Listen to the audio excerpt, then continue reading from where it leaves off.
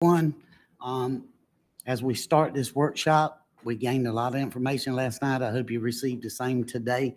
Looks like we've got a plate full, so we need to get started and move on through.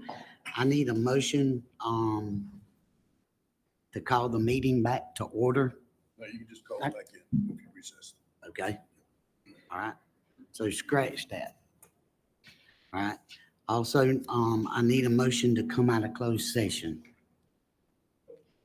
Mr. Britt, second by Mr. Henry. All those in favor say aye. All opposed? We're out of closed session.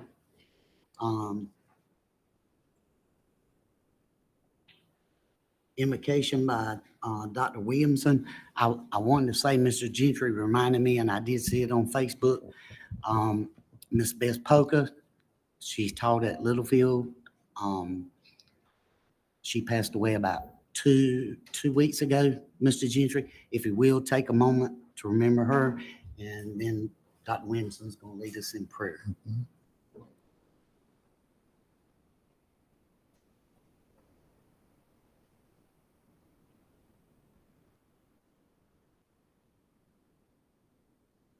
Let us pray. Eternal God, we're thankful for this day. We're thankful for life, for health and strength. We're thankful for your goodness, for your mercy, and for your grace. We do pray for families all over this world. We pray for those that's lost loved ones. We pray for those that's in the hospital, nursing home. We ask your blessings and your strength upon them.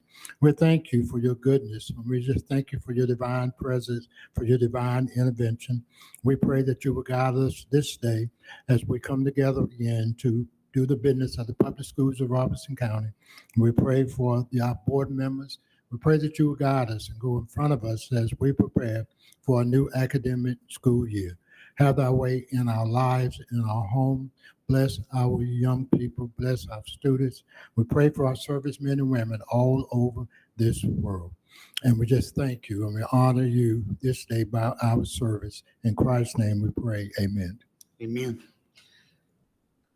I need a motion and a second to adopt the agenda. Mr. John Simmons made the motion to adopt the agenda. Mr. Gentry with a second. All those in favor say aye. All opposed, no. Motion carries.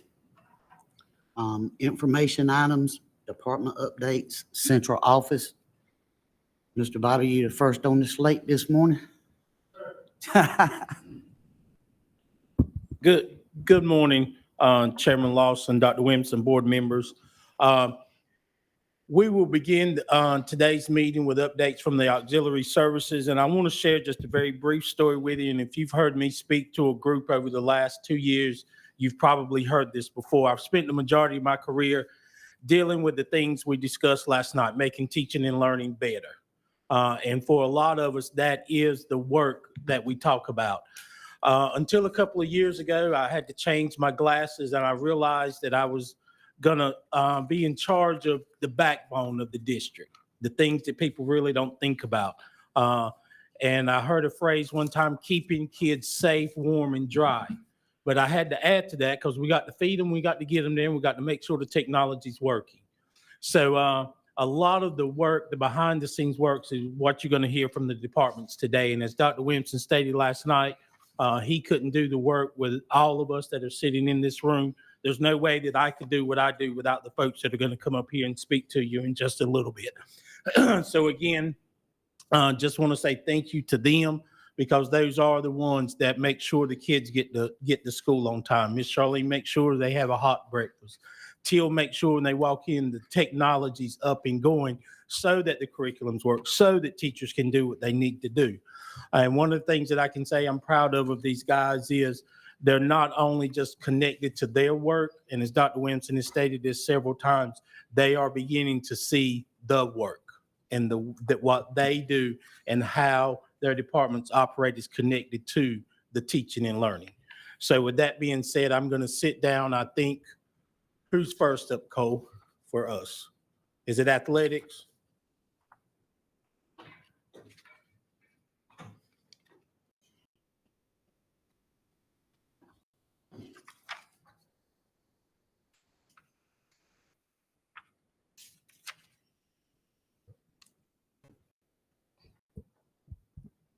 Good morning, Chairman Lawson, Dr. Williamson, and board members. I stand before you today to give you a brief update on athletics. Currently, we provide 13 middle school sports, and we had 927 athletes to participate last year.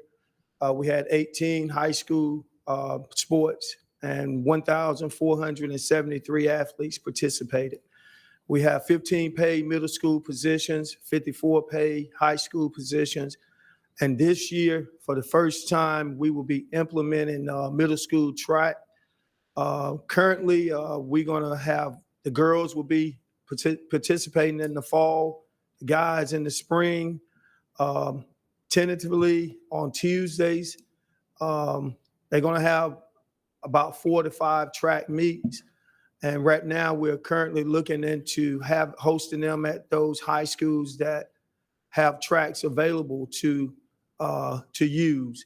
I know it's going to be a conflict with high school soccer, so we're looking into the schedules to make sure that when the soccer teams are on the road, then we will host a track meet at those particular schools. We also will host the first middle school football jamboree here in the county. For so many years, our schools ventured out and participated in various other jamborees. So it was brought to my attention, and I want to make that happen. So that will be September the 16th at Lumberton Senior High. Also, want to brief you, it's not on the agenda, but there's some concerns about swimming. We got a situation where two of our schools are presently looking for a venue to host swim practices. I've met this week with the athletic director at Fayetteville State, waiting on Dr. Nesby to reach back out and give me a definite on that.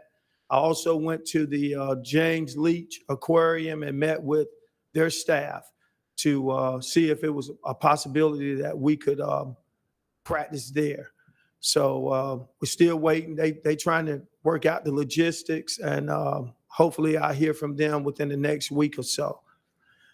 Just want you got some important dates there.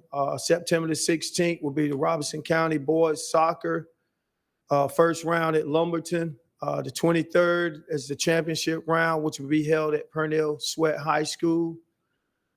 December the 20th through the 23rd, we will host the Robeson County Shootout Basketball Christmas Tournament. March the 16th, Robeson Cup Girls Soccer, which first round will be at St. Paul's High. The championship round will be played at Red Springs High School.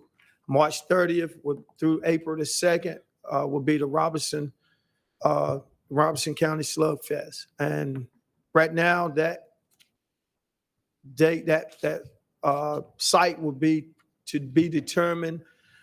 We are looking at a few things.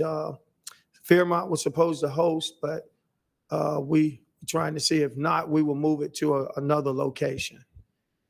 Any questions on athletics?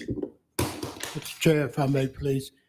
Yes, sir. Mr. Patterson, speak to us about uniforms for middle school track. Where are we on that? And then is St. Andrews a consideration for our swim team for practice? Okay. Speaking on the uniforms, I've met with Game Time screen printing. We're in the early stages. All middle schools have not committed. We have one, all but one. We have one that's waiting until they get back to school to try to spark some interest. So at least 10 of the schools have shared interest and participating. So we're just looking at numbers so that we can place that order. We're meeting on the 23rd of August. So hopefully we'll have those numbers in on the 23rd, and we can move forward on ordering those uniforms. And also to speak on the St. Andrews situation, I just recently found out on yesterday that Hope County will be practicing at the Leach Aquarium. And so that they were presently practicing at St. Andrews. So that gives us another venue to look at and having swimming practices. So I will check into that on Monday. Any other questions? Yes, sir. You mentioned all those places of going for swimming, and I will make the comment, what wasn't mentioned is UNCP. And I'm going to say my understanding there's conflicts in scheduling, but I hope we can keep checking there because I'm going to say that's just the obvious place. But I think there's a lot of underlying facts so that we don't have to travel. So I'm sure we'll keep trying to get there. My other comment, Mr. Patterson, could you speak on, with starting the track, speak on, and since we are live, speak on dual participation. So maybe people looking will understand, that it is acceptable and we don't want no athletes penalized because they might be doing that. Yes, sir. And before I speak on that, Mr. Craig, I've reached out to UNCP a couple of times. They are only allowed St. Paul's and Purnell to practice on Saturdays. I asked, could they get a couple of days during the week? And the answer was no. So that's what sparked me into looking into other venues for those, because of course we know that if you're going to have a swim team and you're going to be competitive, you can't just practice one day. So that's why I reached out to the other venues to make sure that our kids are getting what they need to compete once they venture out of Robeson County. And I thank you for that. yes, and also about the dual participant. We encourage dual participant. We want our kids to be allowed to participate in as many sports as possible. We're meeting again on the 23rd, and that's going to be a topic of discussion. We're going to speak about the athletic directors encouraging those coaches to make sure that they share those athletes. We want to give our kids opportunity. They might be great in track, but by them never having track, they had to play other sports. So we want to make sure that we are giving our athletes opportunity to play, be a dual sport athlete.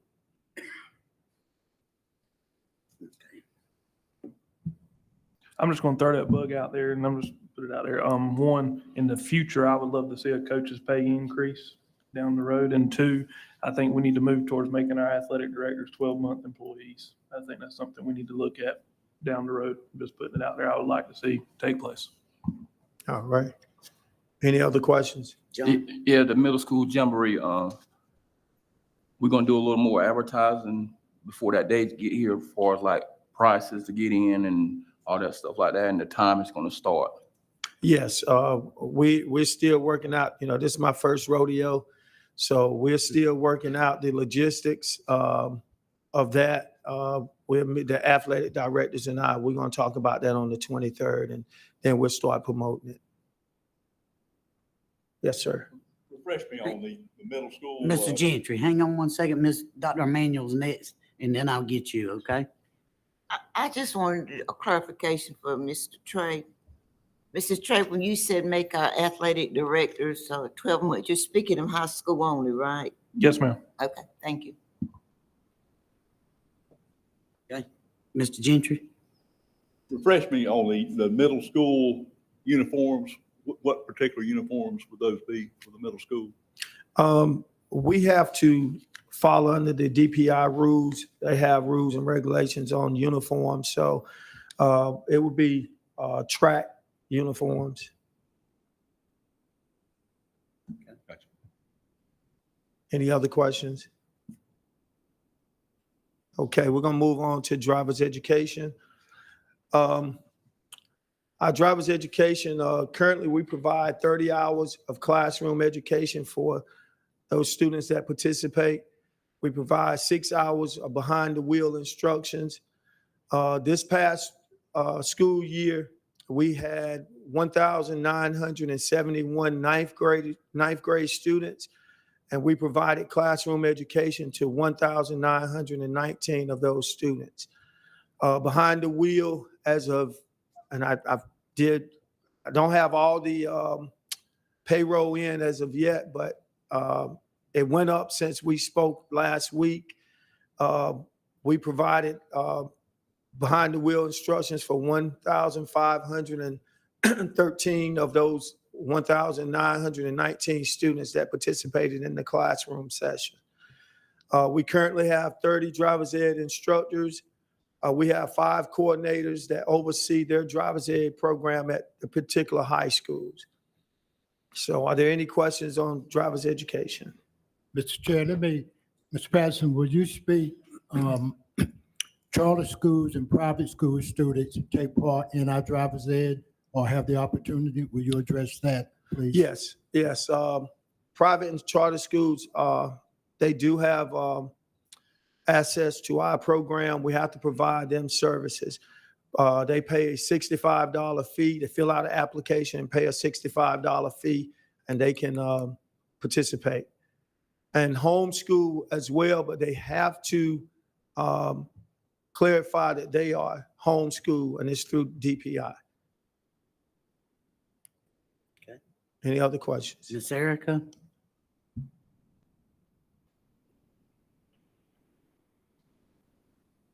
I got you on. Good morning. I just wanted to clarify that all our students pay a fee. It's not just the Yes. charter and private schools. All the students pay a fee. 65, and I think if they can show they get Waive. direct services, it's either waived Half or price. half price. Mhm. Thank you. Any other questions? Mr. Gentry? I noticed a lot of non-public school driver corporations, driver training corporations, companies on the road. Does that factor play into public schools of Robeson County? And if so, to what degree? No, currently we are the only one provide services for Robeson County. Now, other counties, Cumberland, Columbus, various counties, they have private services that provide driver's ed for their particular students. We do not. No. Yes, sir. I did want to add that parents can elect to pay a private company in addition to the services they provide for us, because it is 6 hours behind the wheel. And if a parent does not feel that's enough for their child, they can contract with a private company as well. But all of our kids are serviced through our public schools of Robeson County driver's education program. Okay, Mr. Patterson, Thank you. good job.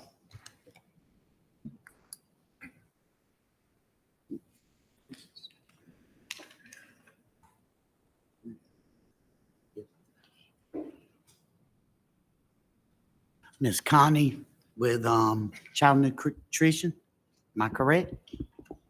Charlene. I'm sorry.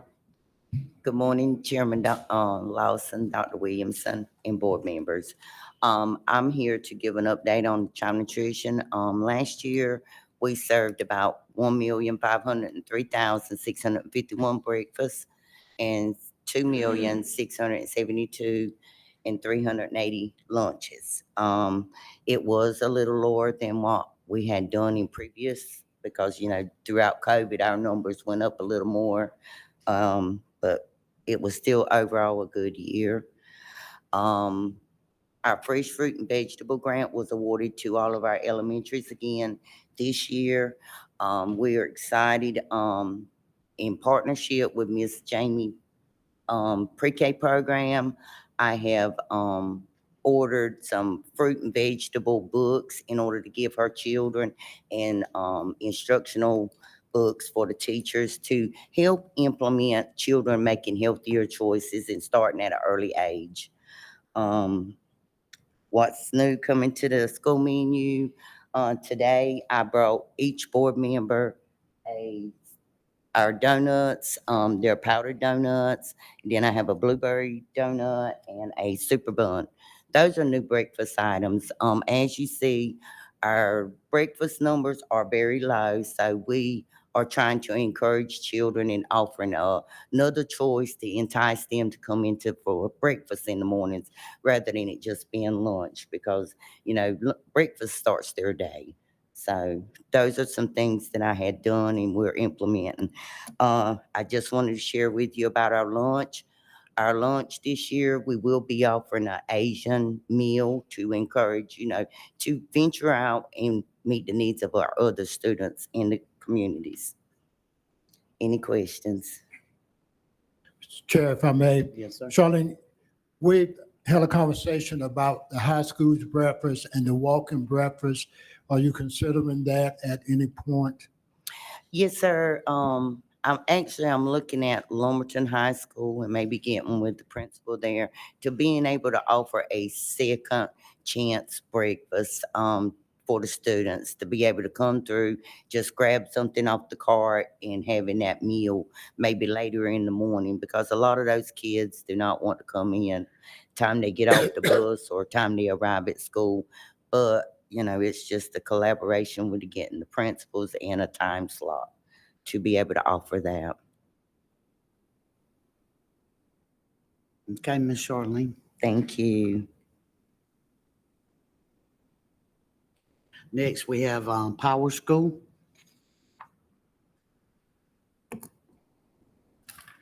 Chairman Simmons, Dr. Williamson, Cabinet, board members, good morning. I'm Angela Jones. I'm the coordinator for the Student Information Systems here at the public schools. Power School in particular is the authoritative source for all information that we provide to North Carolina Department of Public Instruction. Our current enrollment as of last week was 19,872, but please remember that is a fluid number because we are constantly enrolling. Power School is responsible for anything related to student information, report cards, attendance transcripts, immunizations, anything related to a student that the state mandates. And on a side note, I will say this is the first time in a long time that we currently have a full-time data manager at every school. So, any questions? Dr. Emmanuel. Miss Angela, Yes, what can you legally give out to people? Information on children. Can you give anything out? In other words, I call and Miss Angela, I need X, Y, Z. What can you give out? Make I that give out clear. nothing without proper documentation. Social services calls me a lot for information on students. I require them to fax me something on the Department of Social Services letterhead. I do not provide any information over the phone. But with someone legally, if they But need something, you do. Legally, I will provide as long as the documentation is provided to All you. right, thank you. Okay, any more questions? Miss Angela, thank you. Thank you. I hope you all have a great day. Yes, ma'am. Technology, Mr. Teal. Good morning, Chairman Lawson, Dr. Williamson, board members. Last year, we closed out close to 8,500 work order tickets. That was a huge undertaking for us, in spite of the turnover we had during that time. With that being said, we currently manage 54,127 devices, roughly 3,600 units per technician. 1-1 Plus has been a huge blessing for us. We have 98% of all technology equipment accounted for. Ones that are not accounted for are the one that has not come back to the system that the network has picked up. Cybersecurity, we meet and exceed the state centers. Comparable to other school districts as far as the internal, external software package we put together to warn off threats, I think we exceed, matter of fact, I can't say think we are exceeding our regional and state mandates. 28 employees, 5 office, 8 network admin, and 15 technical. Any questions on technology? Mr. Craig? It's not really a question, but just a comment, Mr. Till, when you talk about it, all the technology equipment's accounted for about 98%. That's correct. And remembering back with COVID, it was talking about sending all this stuff home, we're not gonna get it back. We're gonna lose it.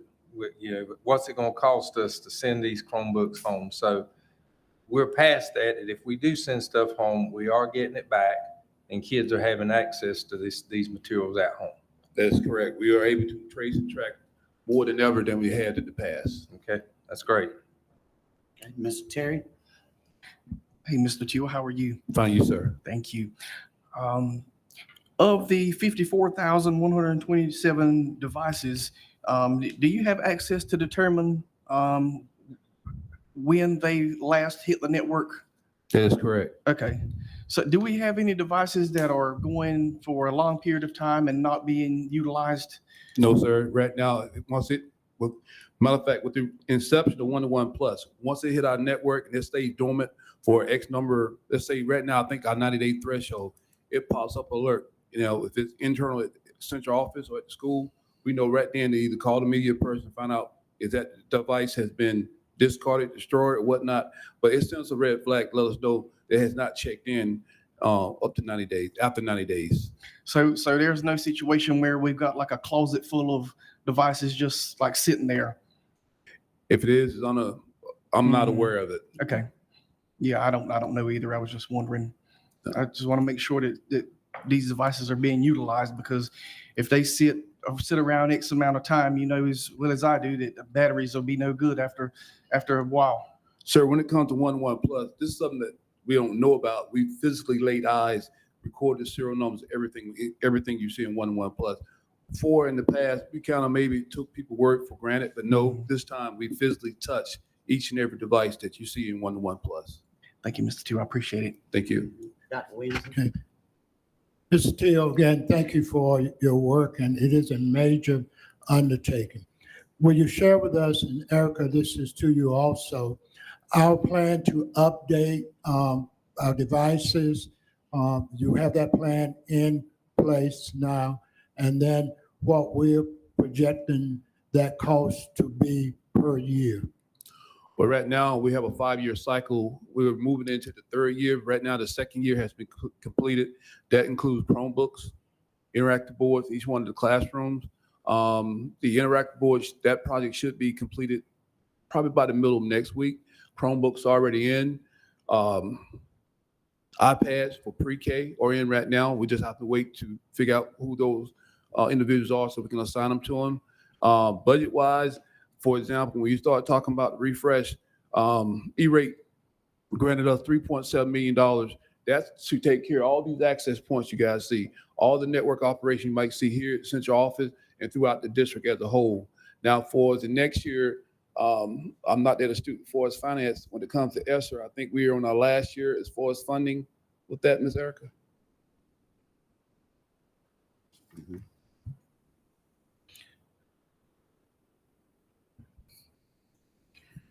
We have one more year left with ESSER, and then if funds are available, we can encumber those funds by September of 2024 and have an additional 18 months to spend. So that's where we are on the ESSER funding. So a possibility of 2 years beyond.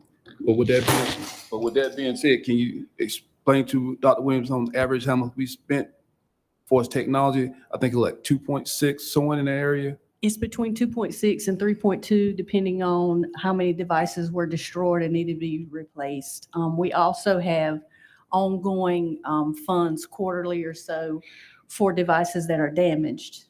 And those run anywhere from $50,000 to $75,000 in damages that we're paying out for devices.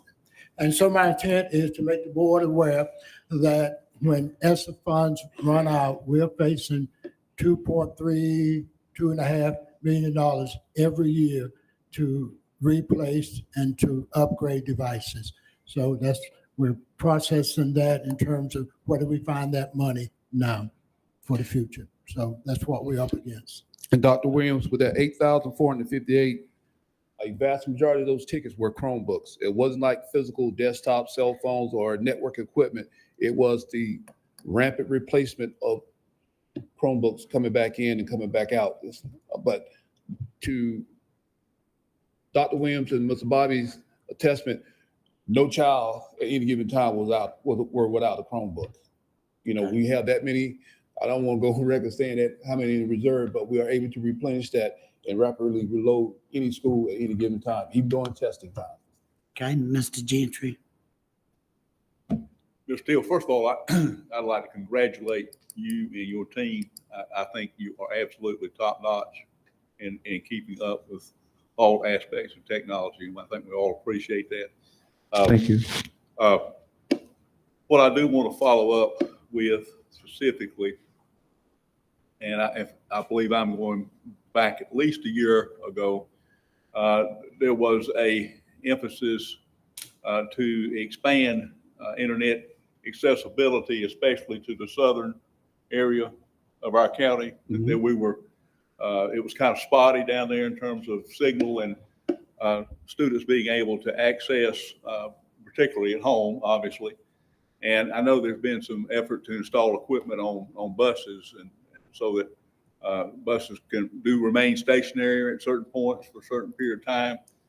I guess, and I think also, I know also that there was some arrangement to share towers in that area. Can you sort of give us a status quo or an update of where things are as we go into the new school year relative to those? As far as buses or? Well, just the availability of internet access to homes throughout the county, not just the southern, but throughout the county. For correctness, you give me maybe a couple more days, I can come back with some more information. For what I've written throughout the county, right now, there should be fiber in some of our most remote areas in the county right now. Areas that has just one house has fiber running down it. So with that being said, I'll contact Spectrum and Charter and a couple more places to find out what that roadmap look like. But right now, pretty much any of your remote area does have fiber running down. Whether or not the people that live in that area will go out and pay that cost, that's a different story. Miss Erica. And also, Mr. Gentry, we did put station buses during COVID when schools were not in session with Wi-Fi, equipped with Wi-Fi at different places, food lines, churches, different places, but they were not utilized. Technology had a way to see who was actually logging into the network, and participation in that was extremely low. So that is no longer in place because it wasn't being used. And we were paying for that service for a bus driver to sit on the bus all day, and it just was not cost effective for the number of people that were using it. And also to extend our coverage in certain places, I can't call the name, I won't call the name, will not allow us to put that equipment on their facility because at any given time, we may have to access their facility. They said no to us. You know, for example, we've been a local church that we could actually extend the public school Robeson County network in that area. A lot of them said no to us because we would have to have access to their property. Are we not, or have we not been sharing towers with some of the major phone companies, mobile phone companies, i.e. Verizon? Yes, sir. We've been doing that for years. AT&T, Verizon, Yeah. US Cellular, we've been doing that for years. But the thing about it is they're very limited where those cell phone towers have been placed throughout the district. Now, a lot of places, especially the Fairmont area, has opened up their thoughts process on that, and more towers have been put out in that area. Thank you. Thank you. Mr. Teal, thank you. Thank you, sir. Thank you for loaning us, Mr. Cole Wilkins. Hey, that's my go-to guy That's over there all in that right. corner. We appreciate it. Thank you. Next is transportation. Mr. Guzman. Chairman Lawson, Superintendent Dr. Williamson, board members. Last year, we transported 9,329 students on 219 buses, a total of 2.2 million miles, a large area of what we cover. We actually do not stop. When you think school stops and during the summer, we are still on the road, working with other entities to make sure our students are getting the services that they need to in order to be successful in the schools.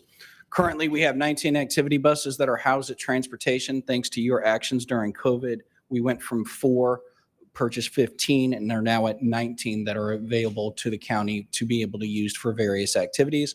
I would just like to take a chance to remind everyone that all buses are inspected every 30 days as required by general statute. So every single bus at some point during that month goes through our garage and is inspected by every single one of the mechanics to be able to go through to make sure that we're employing safe means of travel.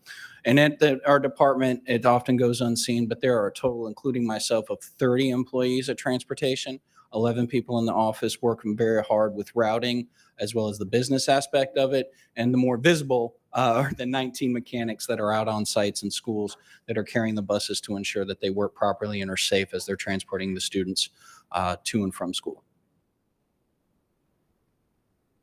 Does anybody have any questions? Mr. Craig? Dr. Guzman, I know all high schools have activity buses. All middle schools have activity buses. Do all of them have one on their campus? The majority do. The problem of what we're going through right now is the fact of those buses are aging, getting to be almost 30 plus years. And with the status of those buses, parts are becoming harder and harder to come by. And that's part of the reason why we got those 15 extra buses for the schools to be able to use. And let me ask this, are we looking at anything where, I know we keep the high school buses, you know, they have field trips, but they have athletics. Middle school has athletics too. I'm gonna say rotating down that if we get new buses in and a high school needs a bus, you know, they still got a decent bus, we rotate it down to the middle school. And is that being looked at any at all now? Or We are can try, but the hard part is the way it was set up prior to me coming here. Those all buses were bought locally by the schools. So by transferring those down, it causes issues because there's no way to replace that bus. Because currently, right now, a new bus costs $127,000.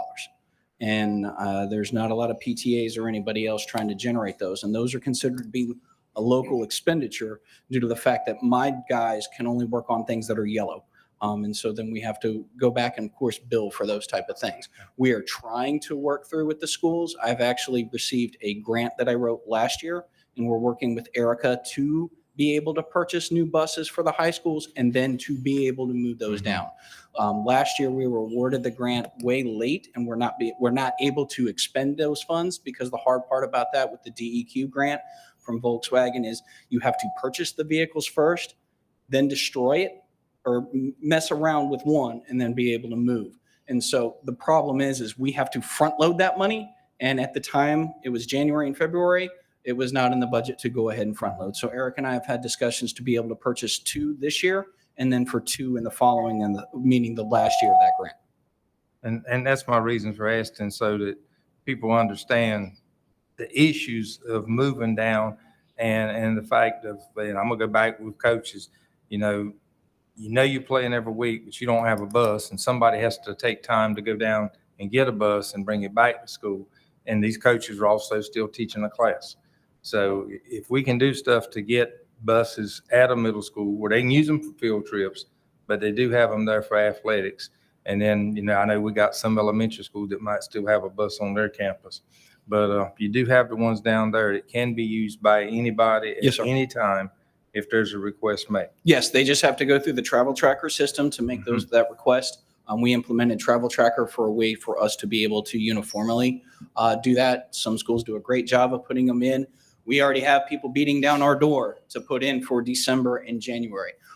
Last year, we were able to move those assets and to make sure that we had enough buses to be able to transport for athletics. Because as you do know, a bus will break down at certain points.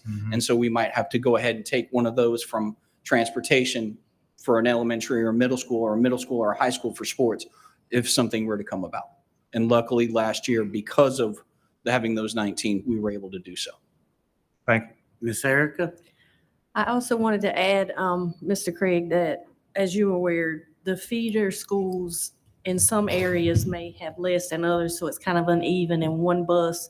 Then you've got to decide which of those middle schools would get access to that. Of course, you can do a needs assessment to see who and rank those in order from highest priority to lowest. But then again, the situation with middle schools and feeder schools is uneven in most of the areas. And the other issue with the grant we had was at one point at the beginning of the grant, they couldn't tell us how much they were going to give us for the buses. So We had a grant that we really didn't understand the final cost because they were still in negotiation with the company that's going to create the buses. So we had to get all those details worked out, but I think we're at a point now where we can move forward. And also, sir, with those 15 buses that were purchased, that was purchased with federal funding. So we have to make sure that those are accessible to all programs and not just have it just for sports. And so that's why one of the main reasons why those buses are housed at transportation. So we can effectively make sure that all programs have access to And those it wasn't buses. just, Oh, no, just I- for sports, Yeah, no, I Just the understand. fact of having a bus there, because you're going to do it every week. Yeah. But everybody else could use the bus. Dr. Williams? Dr. Guzman, talk to us about, once we pull a yellow bus off the service, what does it take to convert a yellow bus to an activity bus? And then how many additional miles can we use that bus? Would you speak to that, please? Well, when we take a bus, first of all, we would then have to purchase that bus from DPI. The best way to think of it is a yellow bus, once it gets to 10 years or 250,000 miles, that is a lot of miles on a bus. You can then go ahead and purchase that bus from the state. Usually about $3,000, $3,500 is usually what they go for. But then you're getting a bus with a lot of miles. You then have to take that bus, take all the numbering off, make it a local bus, change it over. That way we then have to pick up that on our local end for liability through Hugh for that vehicle. Then we also have to take off of the stop sign and that, because technically an activity bus is not making stops. So when the stop arm comes out, that has to be taken over. And then also you have to repaint the vehicle in order to make sure that you can see it as an activity bus. So during that time frame, with some of the buses, as they're aging out, especially at this day and age, it's not really advisable for a cost-effective measure to change that over because you might have a transmission and you're having other issues. The best example, and please, if I'm dating you, don't get mad at me, the snub nose buses are virtually impossible now to get parts to repair. And those are the ones that really are now the ones that need to go away and to go ahead and be processed out. Also, these buses are getting a lot bigger. The average size for a bus right now with the C2s that are going through fits 72 little people, 72 elementary ones. And so those C2s are a lot larger. And so the cost of changing those over and dealing with that is a little bit more than what I would say for what you're doing with that bus. And I'd much rather, if a bus is that far along, for safety reasons, would rather not use a bus like that and convert it. Two questions. First, I have received, I won't say complaints, but maybe complaints, in that when an activity bus is secured and used by a school, and whether it be for athletics or some other purpose, obviously there's a process, a logistical process to get that bus back to the central place, bus garage, and then for that person to then return to his home school. And of course, under most circumstances, that staff member may have responsibilities waiting for him back at school that someone else is having to cover. And you might say, okay, well, that goes with the territory, but is there a possibility or a system? And I realize folks at the bus garage are busy too. I'm not just counting that. But do you see a method, a process by which that can be abated somewhat? To be honest with you, sir, the concerns with that are usually when somebody is trying to need something last minute. There are already things in place in which sometimes we are able to go take and drop off an activity bus to the site, and there are instances where we're not able to. So we are trying to balance, but yet whenever somebody needs an activity bus, sometimes is usually right before school is ending, and that is when we're on road calls and taking care of the yellow buses of what our roles are supposed to be taking care of that. But we already have where some days, yes, we are able to. If we can, we try to provide that service. But to be honest with you, when there's not a lot of logistical planning on the other end and they come and pick up the bus late or we have it scheduled for pickup, that causes issues. And then we understand that, but that's the hard part of, we can't sacrifice what we have to do for the yellow side of the buses and the safety of those buses to be able to provide that. And sometimes, yes, some people get inconvenienced, but we try to mitigate that as much as possible. Okay. Ms. Gentry? And this has already been addressed to a degree, but it is ongoing, and I know it is a very pertinent issue. And that is the scheduling of buses in an equitable way. And I'm not down putting athletics by any means, but of course we know that there are other needs for activity buses. And inevitably, there's going to be conflict between athletic events and other non-athletic events. And I don't want to use the word competition for buses, but yet, in a way, there is that factor present. So, and there's no one perfect solution, I know that, but what is being currently done to provide some type of equity and priority along those lines? Last year, we implemented a system called Travel Tracker. And so it's actually an online system in which you go in to accept a bus. And I have a person who's every day, as well as myself, checks to make sure that everybody who has requested a bus during that time frame has a bus. Does that mean we do this on a daily, almost weekly basis, even on knowing that there are bigger issues and bigger things going on? For example, Friday night was prepared to have phone calls for jamborees.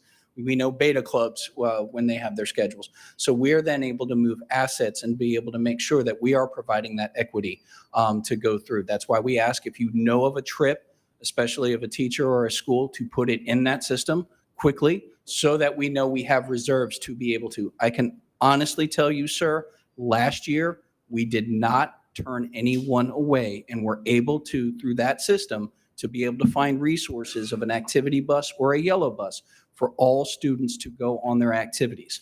There was not one at that time frame, unless there was a mechanical that happened during that. They all had a bus to be able to go through. And we had that system because we were then able to see it. The hard part beforehand, if you asked for an activity bus, it was a paper trail. And to be honest with you, being a former principal, you can also understand this as well as I can, being a former principal. Sometimes something might sat on your desk for a couple of days and it took longer to get to where it needed to go.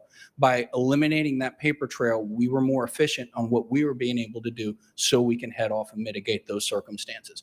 But last year, we were able to provide activity buses for all the activities. Now, that doesn't mean that we didn't have to shift or go get one from a high school or do that, but we were able to provide those services.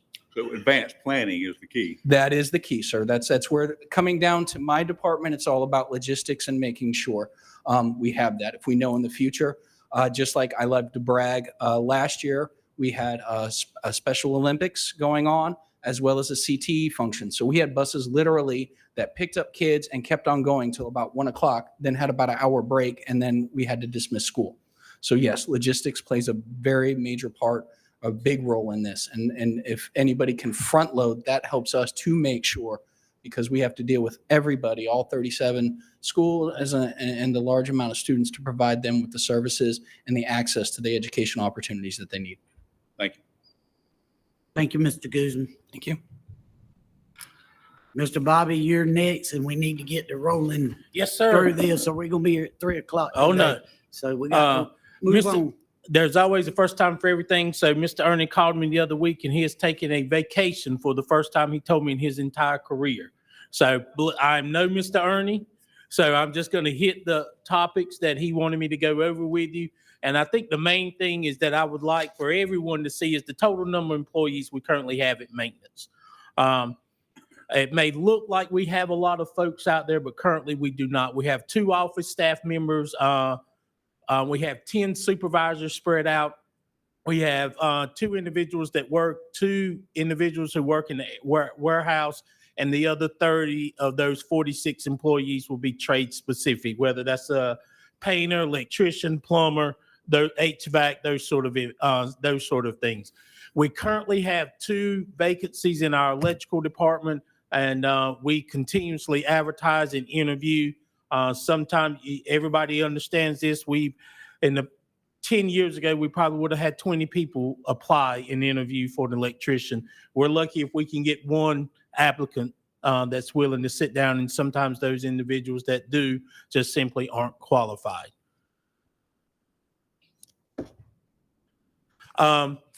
Wanted to update you, since we did update you on our ESSER projects at, I think, our previous board meeting back in July. Just wanted to update you on our capital projects that were approved in the 22-23 school year and where we stand in everything that was approved for this current school year. Long Branch parking lot, Mr. Lawson, that is scheduled to be paved on August the 25th. So we do know there's a very tight timeline between that and the day that students will return. We have a meeting scheduled for Tuesday to provide updates. All of our roofing projects that were approved in the 22-23 school year have been completed. We also are still working on the Purnell Sweat tennis courts. I was out at the site last week, and the gentleman is still our alternative there was to begin to turn the dirt, and it looks totally different than it did when we were out there at the beginning of 23. So he is still working on that. There may be a couple of spots that he's going to have to pay special attention to. St. Paul's High modular units that we approved for this school year, our anticipation is to have students in those buildings at the beginning of second semester. So we're still working with our engineer on getting the specifics of that. Part of that project included utility work because of where they were stationed. So we just approved that contractor to begin that work immediately. Shining Stars Kitchen renovation is completed, and we've also completed the drop ceiling and LED lighting at Oxendine. Any questions?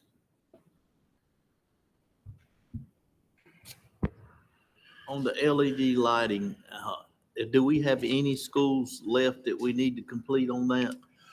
Oh, yes. I would say the greater majority of our schools need LED lighting.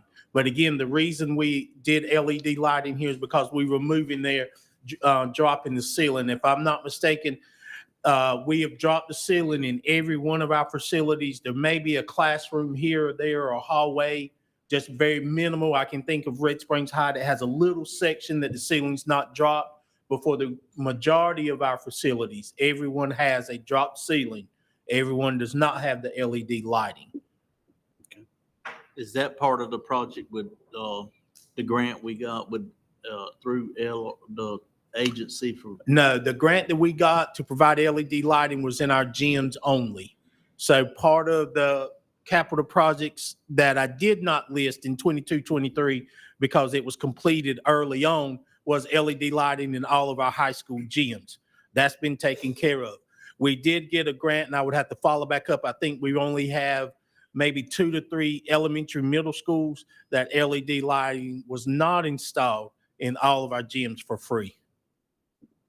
Okay. Mr. Chair, very quickly, Bobby, we're having conversations about LED lighting, and our plan is to look at a performance contract to get all of that work done in the future, correct? That is correct. There are incentives out there for us to enter into a performance contract with individuals so we can begin to save on our lighting. And as anyone knows, everyone should know that that's going to be the biggest cost benefit that we can get is going into our buildings and removing the fluorescent lights and replacing them with what we have here.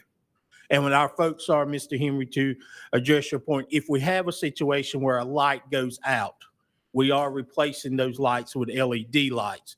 But to go in and say that we're going to go into a building and replace all of them, no, that type of work is not happening. Okay. All right. Thank you. Thank you, Mr. Bobby. Next, we've got curriculum, instruction, and accountability.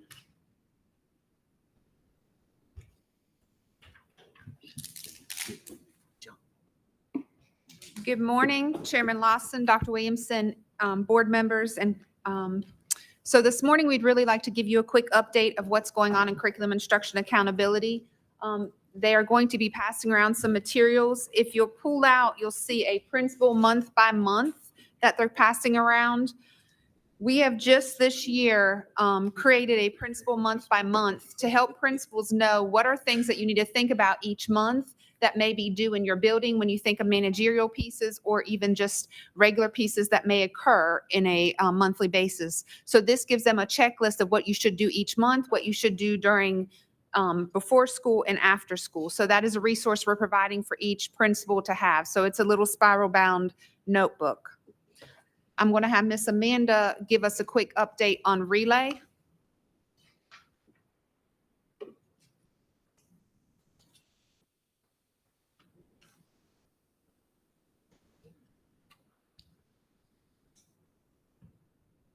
Good morning, Mr. Simmons, Superintendent Williamson, and board members. I am Amanda Graham, the Relay Principal Coach Supervisor for the district. Up on the board, you will see the word levers and instructional leadership teams, culture, OBS feedback, weekly planning, and weekly data. We've talked a lot about this ever since the board retreat began yesterday, and hopefully you're starting to hear that common language from all departments, because I can hear it from where I sit. I hear auxiliary talking about curriculum. I hear transportation mention instruction, and you're starting to hear that common language. So just for a quick update, in July, I met with all the new principals. You can pull it up. And to try and catch them up. So we had a 3.5-hour PD session around culture, about building those relationships centered around morning arrival. I felt like they left from that session with something in hand, ready to start the rollout with their staff on August 21st. The beginning of August, we met with all principals for our kickoff, and the document that's inside your packet that looks like this and what's on the screen is what was given to all principals. So this is their Q1 actions centered around Relay and our work with our school improvement plan. We've asked them to focus on their leadership team, of course, roll out their morning arrival and culture piece, and they have dates, and it's all aligned with their school improvement plan. So this is their first 9 weeks. Next week, on Thursday, we'll be meeting with the brand new principals again, brand new assistant principals, and brand new academic coaches.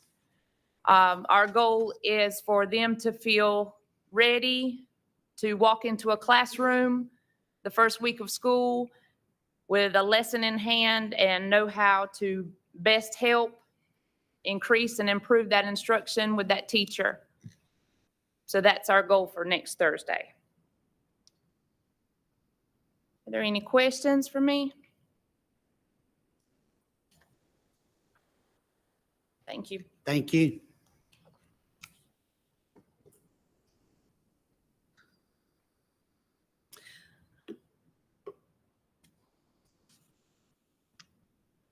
So this year, as part of our partnership with DPI, we are going to have comprehensive needs assessments completed at each of our schools in the district and the district office. A comprehensive needs assessment really looks at what we're doing in the district. So looking at what is our leadership capacity, professional capacity, instructional excellence, planning and operational effectiveness, and family and community support. What a comprehensive needs assessment involves is several different things. So what you'll see on the screen, that part of this is doing a 2-day school visit. Part of this 2-day school visit will include interviews with administration, students, parents, observations. It will also look at classroom and observation meetings, collaborative meetings, so PLCs, and really take all the data that is provided to triangulate and look at what has the school really put in place and that's going really well for the school, and what are some things that they may want to consider working on next. So what this does is give us an ability to really look at all the work that we've done from a higher level and from somebody from the outside and say, these are things that we've done, and now let's look at how can we tweak them and make them even better. So as we know, when we look at our schools, sometimes we don't see ourselves what's going on in the building. So to get an outside point of view helps us continuously look at what we need to do to improve and get even better with the implementation with L, with Eureka, Relay, and all those pieces that we put in place. So you actually have a calendar in your packet that shows a schedule of when every school will have their visit throughout the entire district. And once all of those are completed, what happens is they will send a report to us at the district, sort of summarizing all of the comprehensive needs assessments from all the schools so that we can look at what do we need to continue and what do we need to continue working on or improving. They will not provide a guide of what we're to do. What they're going to say is, here's what we see. Now you think about a plan based on what your resources in your district of how you want to work on this. So what they will help us do is unpack those reports for us to help develop a plan that we can then put into our school and district improvement plan to continue aligning our work as we move forward. And so what you'll see is they'll also get some follow-up support. They'll come and do some bridging support after the school visits so that they can help each individual school unpack, and then also us as a whole team unpack our district plan so that we can think about how do we want to continuously improve our school district as we move forward with our implementation. Any questions about the comprehensive needs assessment? Okay. So one of the requirements for this school year is that starting in 6th grade this school year and starting in 9th grade in 25-26, everybody must have the option and must complete an arts education credit. So everybody must at least have one credit anywhere between 6th and 12th grade. So what we're ensuring is that everybody has that opportunity and that it shows in their transcripts that they were given that opportunity to provide those areas to look at. And you'll see if a student does come in after 9th grade, they may be exempted depending on when they're supposed to graduate if it's not able to be put into their schedule. Okay. Okay, quick K-5 update. So this year, of course, we're going to continue letters. We have a year 2 cohort. So our year 2 cohort will continue that letters training. This will be their 2nd year. Dates have already been scheduled. The new teachers will do it face-to-face. The teachers that are in year 2 will continue doing it virtually.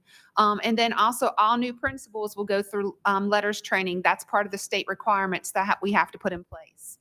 With L and Eureka professional development this year, this is all in the building. So each school will receive 2 days in their building at some point, either at the beginning of the year or middle of the year or end of the year. That schedule has already been put out for the entire year.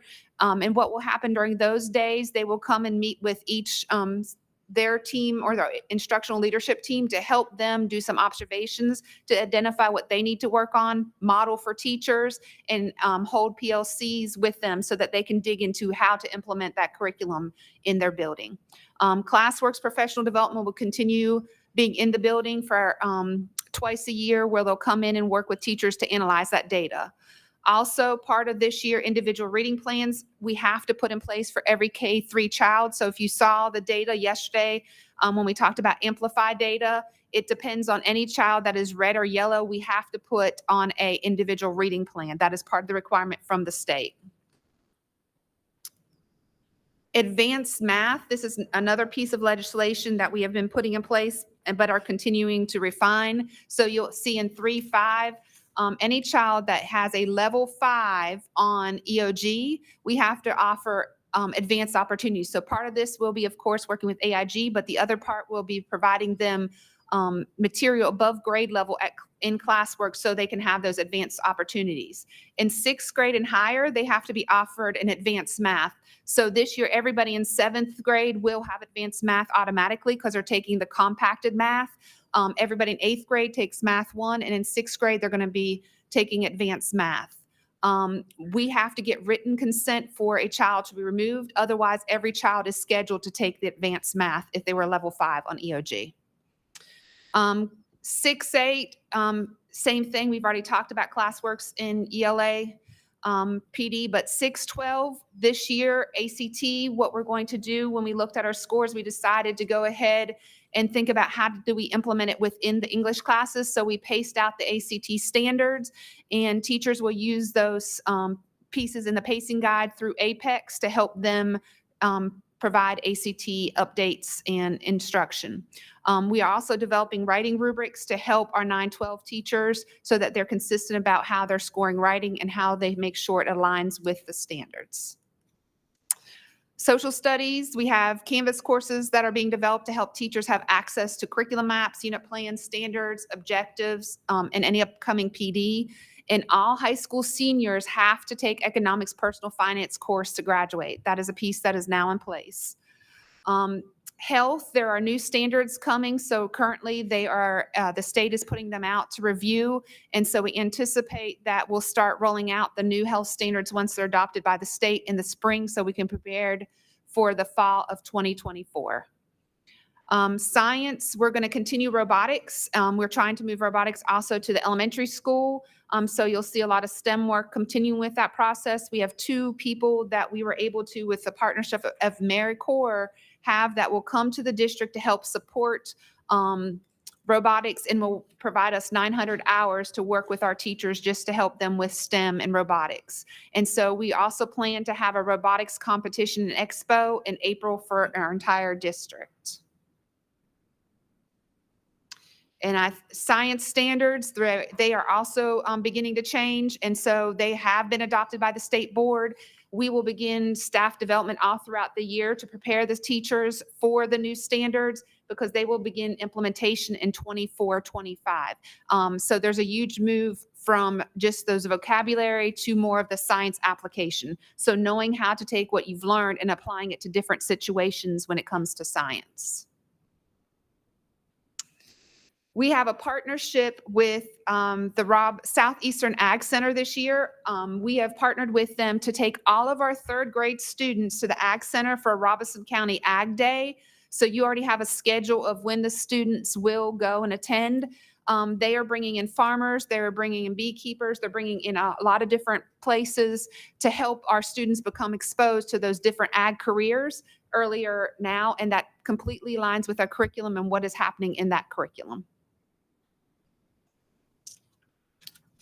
Planetarium this year, the big pieces, new pieces is that, of course, there's 2 eclipses coming. So there's going to be some eclipse events. So on these 2 days, we're working through to provide some eclipse events. So Mr. Kent is working that on currently. His focus will be on 3rd, 4th, and 5th grade for this year. So before I turn this over to Mr. Herman, any questions about the curriculum piece and what's being implemented?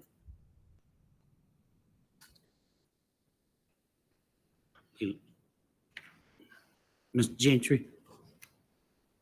Diagnostic reading plans for students in grades 1 through 3. Kindergarten through 3rd grade, Okay.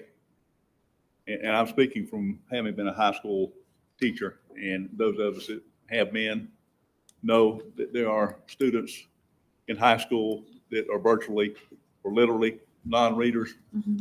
Is there any remedial plans for remedial education, i.e. reading skills, basic reading for high schoolers? So basically what that comes with is with Dr. Tara Bullard with MTSS. What we do is looking at what students are doing and developing a plan based on what's going on with that particular student. So it's not through the K-3 state requirements. This is through the MTSS process. So looking at, is tier 1 or core instruction working? If not, how do we put in a plan in place for those individual students that you're talking about? Okay. Okay, Mr. Herman?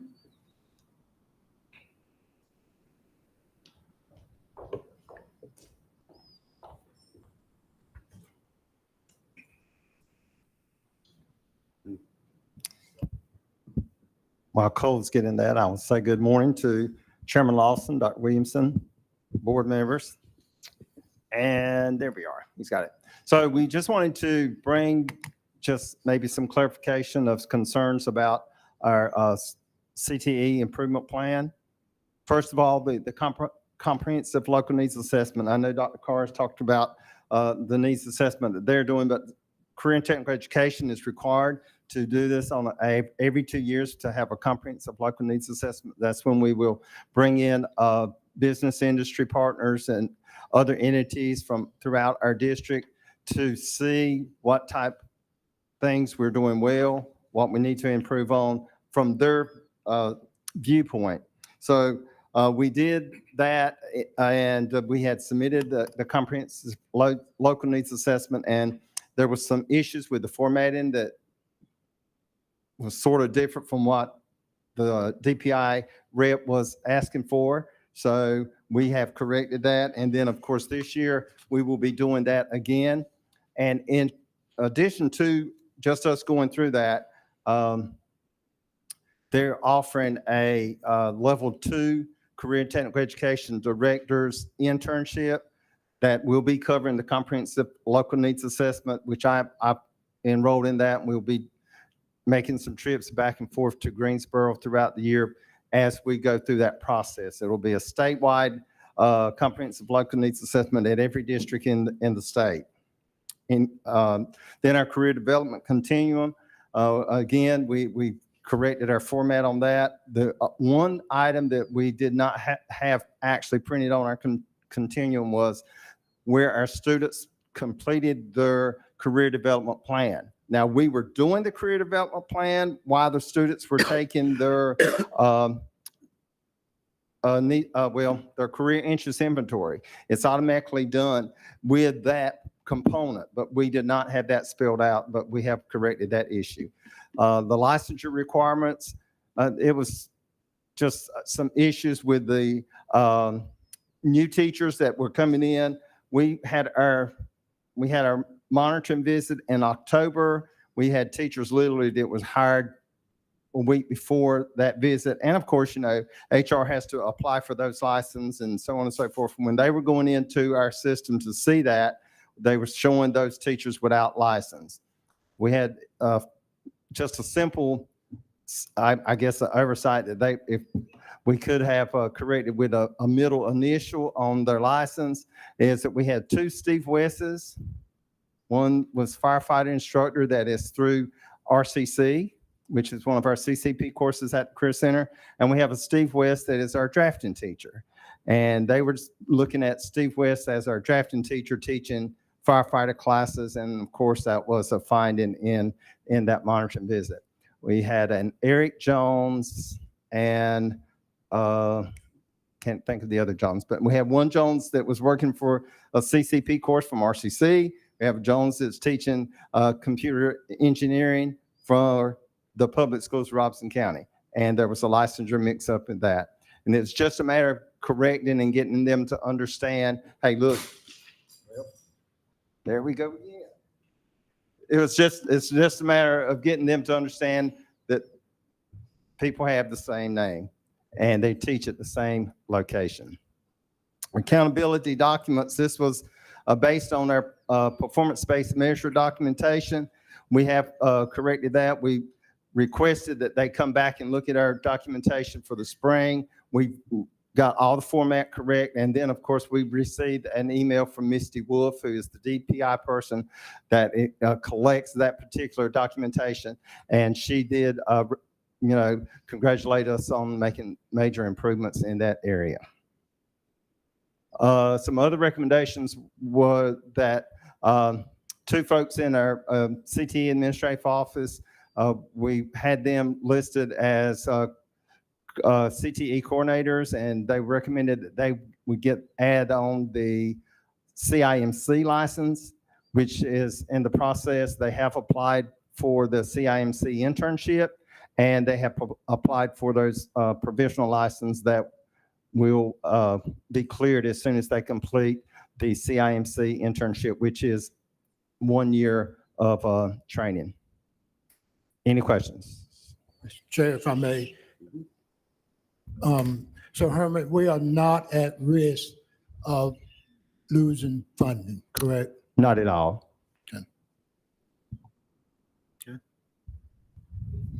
You got. I'm May sorry, I, Don. may I speak? Yes. We have the strongest, one of the most, I guess, rigid CTE programs, most admired CTE programs in the state.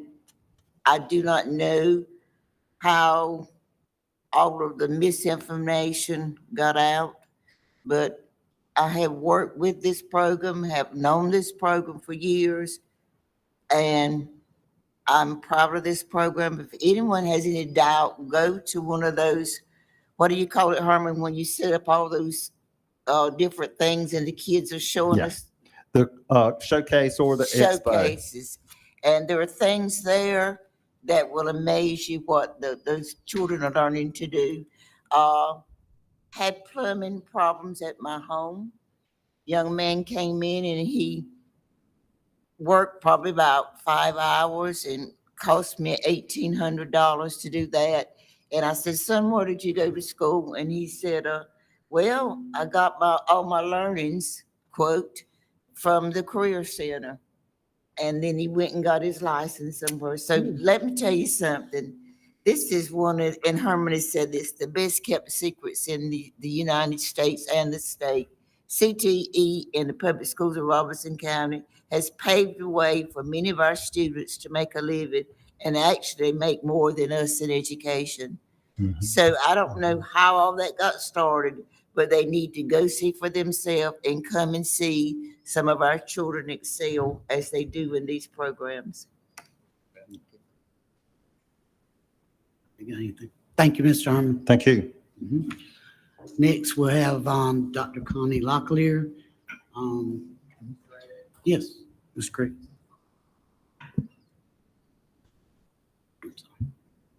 While Dr. Connie is coming, let me just add, folks, go see one of those showcases. If you haven't never been down there to see that, I mean, other parts we could talk about, but if you've never seen what those kids do down there in that program, you've missed a treat.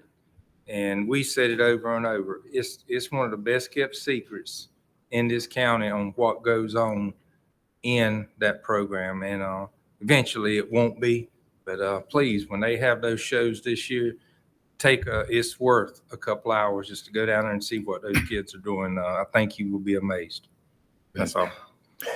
Dr. Williams. Okay, Mr. Chairman and members, along those lines, that we just talked about misinformation, and I want to go on record now saying not only CTE, but we also run one of the best IEA programs in the nation. No question about that. And so we do want to clean up all the misinformation. Not sure how that information got out. But when we finish today, there should be no question in terms of, again, all the false information and really some false allegations. So we want to clear that up. I want to go on record as saying, and I said it in the principal meeting, Dr. Lockley, I support you as I do all of our employees, all of our central level staff members. So again, if anyone is saying to you that I do not support you, that is absolutely not true. And you need to hear that from me.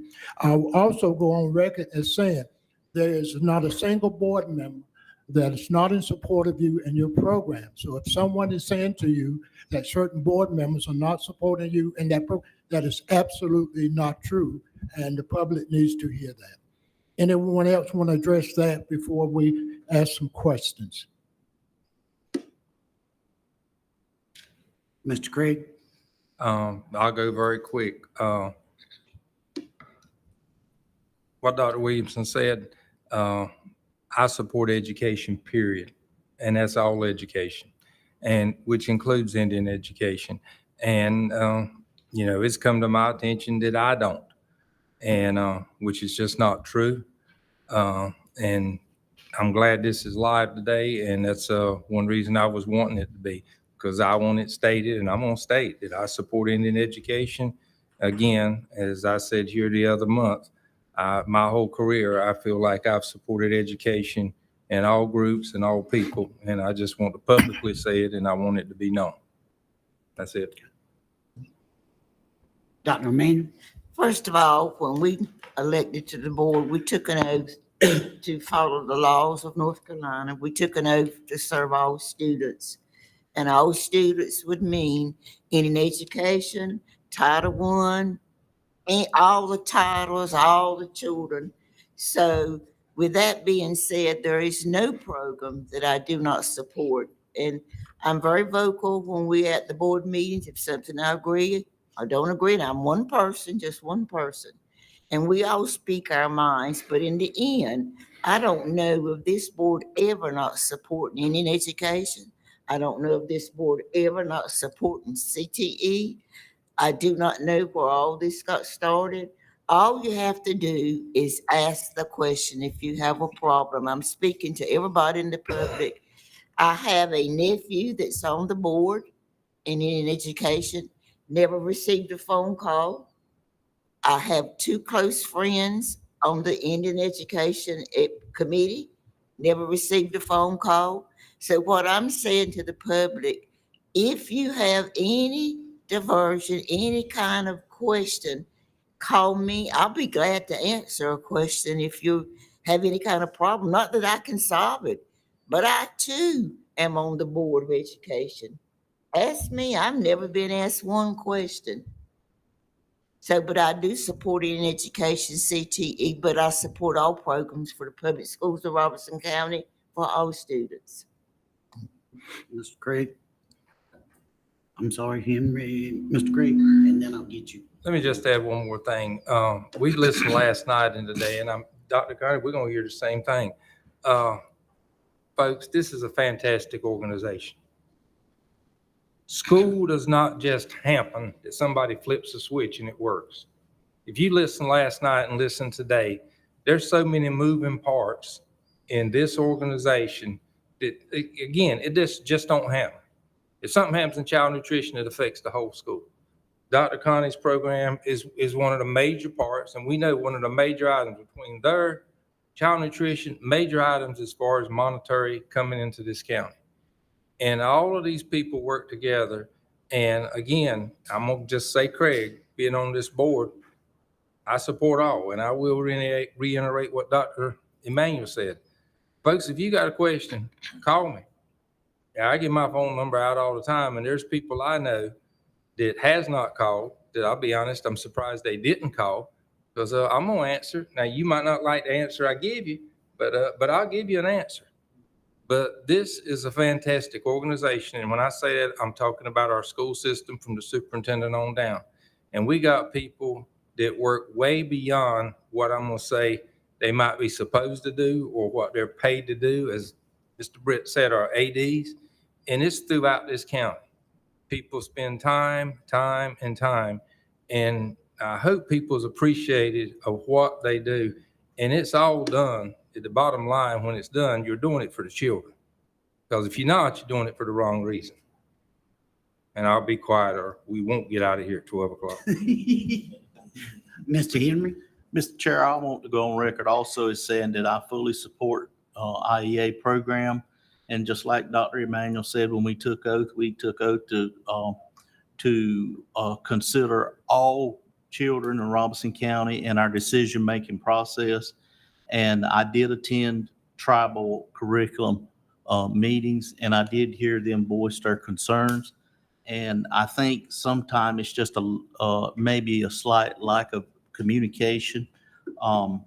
We also, I would like to back up and say that we gave the tribe the opportunity to identify a person from their agency to work with our parent committee. And we have an awesome parent committee. And I think Dr. Connie is going to touch bases on this probably, but that parent committee also signs off on any expenditures and monies that are spent. I've been fully supportive of Dr. Connie, and I want to say her personally and our board, she has done an awesome job in getting grants to keep building structures going. She took that responsibility upon herself. And Dr. Connie, I want to say that I thank you for taking the hits and working to continually make this process sustainable. And I can honestly say from what I've experienced from this total board that everybody has worked in partnership to help in whatever way needed. Thank you. So let me start with, we want to clarify any concern, and Dr. Conner, this is directly to you.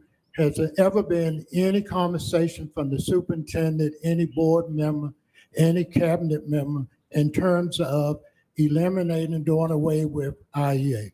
No, sir. Okay, I want the public to hear that and to understand there has never been, never will be such a conversation, okay? Erica, if you look at the next bullets and talk about those, please.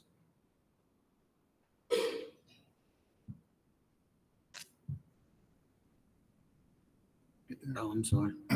And if you read that, the questions, Erica, and then Yes. respond to them, please. What is the IEA budget and how is it used? So the Indian Education Budget is a direct competitive grant from the United States Department of Education. It is not a flow-through grant like our other federal programs. It does not flow through the Department of Public Instruction. The application is reviewed by the parent committee with Dr. Connie and submitted through that. They have a special portal for all of those grant applications to be submitted. It is separately presented to the Board of Education. I believe it was presented in April this past year for approval, and then we are submitted as a competitive grant. There are lots of different organizations that can apply. So the reason that that allotment fluctuates from any given year is it's a fixed amount of money. And let's say, for example, in one year, 100 apply and 100 are awarded. In the next year, 150 entities could apply and all receive an award. So the money doesn't change because the amount of organizations that apply, it's a fixed amount of money. So the grant award we're looking at as of June for this year, 23-24, is $2.4 million.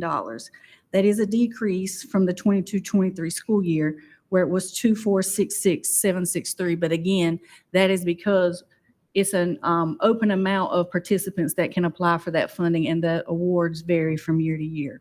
That number could change again based on final award allocations. So I think up until maybe September or October, we could get changes to the grant. And Let me ask, and the award to the public schools of Robeson County is one of the largest, if not the largest in the nation, correct? That's correct. That's correct.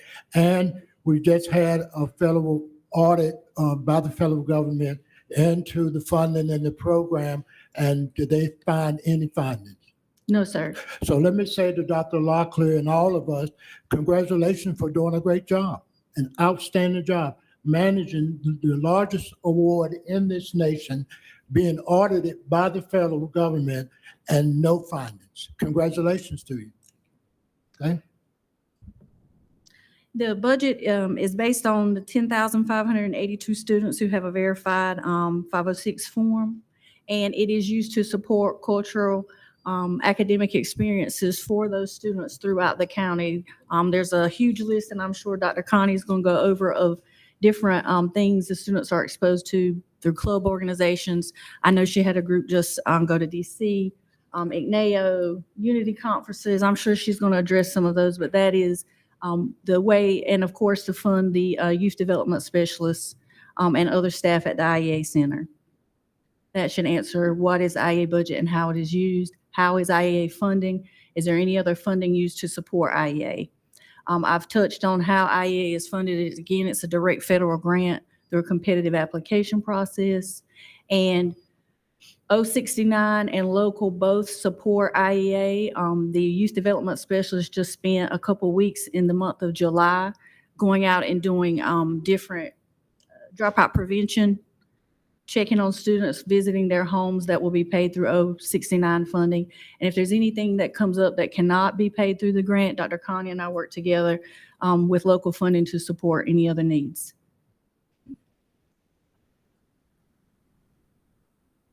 Yes, food is included, food, drinks, any other supplies that come up for different meetings that can't be covered by the grant.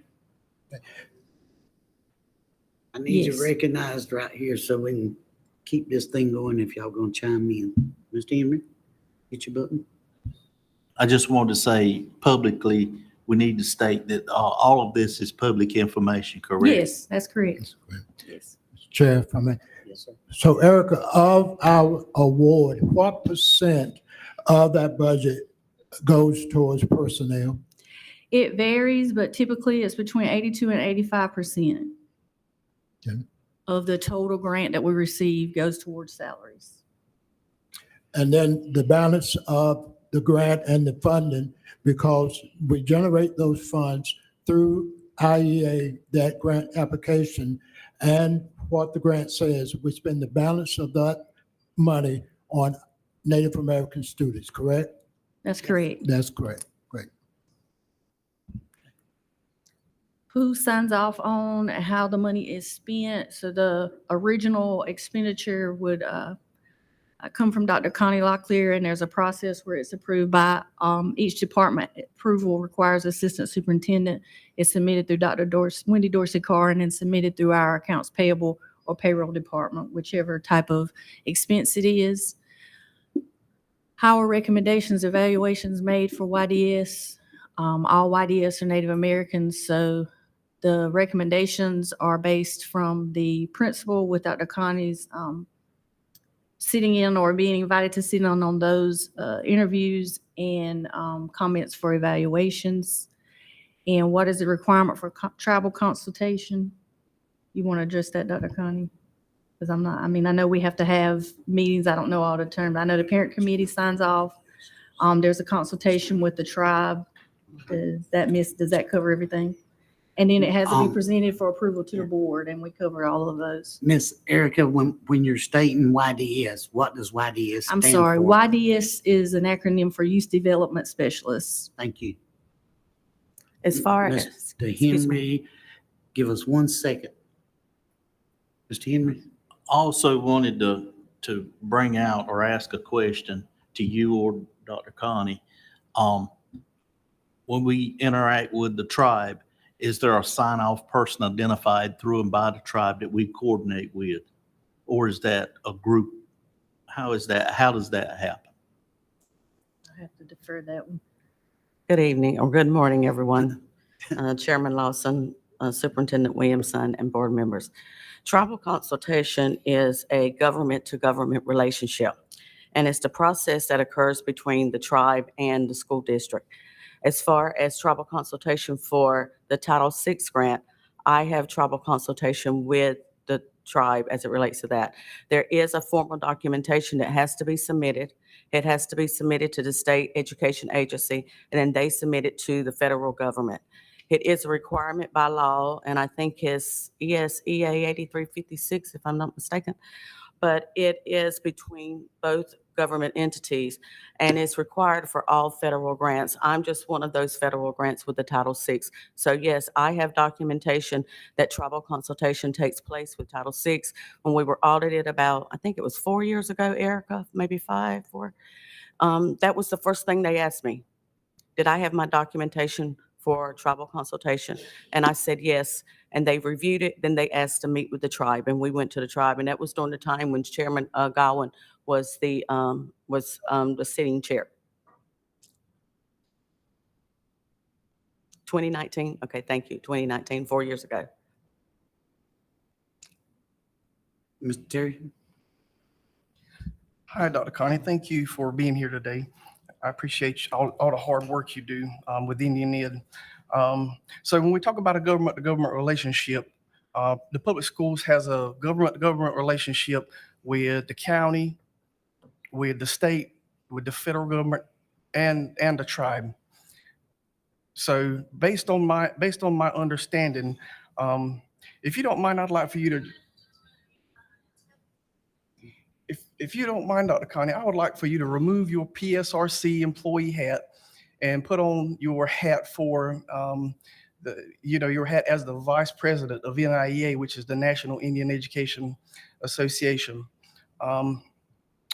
And when we talk about that government-to-government relationship, and I've got some documentation that I'd like to share with you, with everyone. Mr. Henry and I went and met with the tribe. Well, we were at. Everyone was invited, I think, to this conversation this past Monday night. And the paper that I'm passing out, I'd like for you to turn to page 1 and look at question number 3. And question number 3 is which LEAs must consult with tribes. And the LEAs that must consult with tribes, we fall under that category because there's two LEAs that fall under that category. It's LEAs with more than 50% Native American population, or a budget from Title VI of more than 40,000. And we've already stated that our budget is in excess of 2 million. Okay, so and I'd like for you to also turn to question 2 and take a look at number 5, of which programs must an affected, so that by us receiving that amount of money means that we're an affected LEA. Of which programs must an affected LEA consult with Indian tribes? So based on the conversation that we had on Tuesday night, we confirmed that we received funds that PSRC receives funds for 8 of the 9 programs listed here. In this document, just so I can make it clear for the public, this is a document from the U.S. Department of Education dated September 26, 2016. It's a Dear Colleague letter, and I don't think it's outdated, but anyway, the programs that are affected here are Indian Ed is just one. So we're talking about, if we're good with Indian Ed, that's awesome. But what about all these other programs? And the tribe's asking us, as a government to government relationship, they're concerned that we are not consulting in a manner that they are satisfied with. And also, let's take a look at number 7. What should an LEA do to ensure meaningful consultation? And the answer's there. Going back to the oath, I took an oath, and I love the public schools of Robeson County just as much as everybody in this room. And our oath aligns with, like Dr. Emmanuel said, our oath aligns with the state, aligns with the county, aligns with the feds, and it aligns with the tribe, because it's a government as well. So none of the there's no crossover, or none of the laws or none of the statutes clash heads. But let me ask Dr. Connie, in your expert, let me ask for your expertise. What are the possible ramifications of the public schools of Robeson County not complying with tribal consultation, not just for Title VI, but for all the other grants that we are that we receive annually? Well, I will give the same explanation I gave to the state board about 5 years ago. When this Dear Colleague letter came out, I was sitting in a meeting with NACE, which is the National Advisory on Indian Education in Washington. And I was given this letter at that time. And then I was asked to share with federal programs at DPI. And then I was asked to share at the state board. At the state, what we were told in that meeting, and actually in a recent meeting with Secretary Cordona, which is the Secretary of U.S. Department of Education, if we do not comply with tribal consultation, there's a risk of losing funding. And we are so blessed in our county here because we are very rare. We have a community college, we have a university, we have a public schools, and we have a tribe. A couple years ago, several years ago, some of you may be aware of this, but the Halawasaponi up in Hollister decided to create their own tribal school. They used their Title VI funds along with additional funding from OIE, such as tribal youth educational grants and demonstration grants, to develop the school. And every student that went to that school, as you're aware of, and Erica can witness to this or attest to this, that when that child leaves, that money follows them. So our tribe at this time has state-of-the-art buildings. They already have boys and girls clubs. They have already received a couple $1 million, I think it was this year or last year, from Mackenzie Scott, who is Jeff Bezos' wife, and they use that funding to buy additional buses. So there's an opportunity for that to occur. I'm standing here, do I want that to occur? No. I love my position. I love where I am. I love the work that I do. But every time we lose a student from this county, we lose ADM. Every time we lose ADM, we lose money, is what I'm trying to say.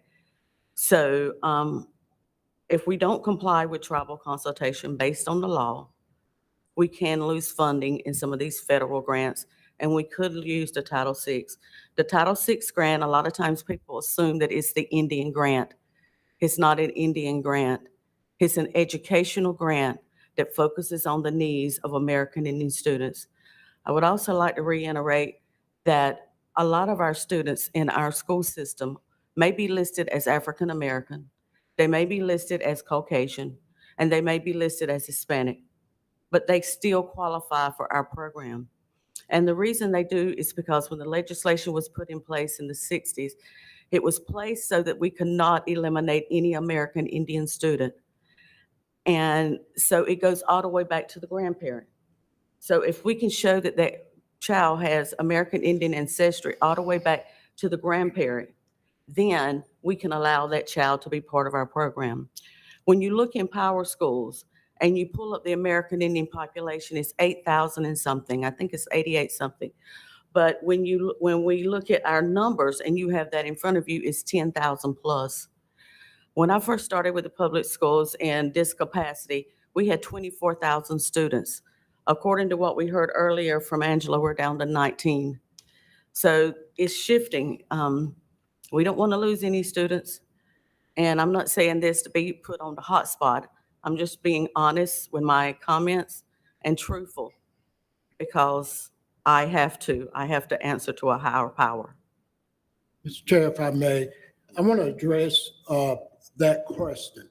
Okay, so this conversation is about the public schools of Robeson County, and if we're meeting the federal requirement of the grant. That's what the conversation is about, not what could be, not about any other panel. So let's be clear on the conversation. So Mr. Herman, let me start with you. In the CTE program, we are meeting all the federal requirements, including consultation as required by law. In fact, as part of your advisory group, you have tribal members on that group, correct? So not only are you meeting the law, you're going beyond the law. Great. Now, Dr. Lockler, let me ask you, are we meeting all the federal requirements as required by the grant, not talking about what could be, real time, the way we're functioning according to the law? We are meeting them I can speak for Title VI, sir. I can't speak if there's That's tribal what I'm making reference consultation to. on every other grant. I can only speak for Title VI. So That's for what I'm Title making VI, reference to. yes, sir. For Title VI, we've had tribal consultation. There's also someone from the tribe that is a member of our advisory council. So I can only speak for Title VI. That's Great. the one that I oversee. But we're meeting the law. Yes, sir. Great. That's all we need to know, correct? Thank you.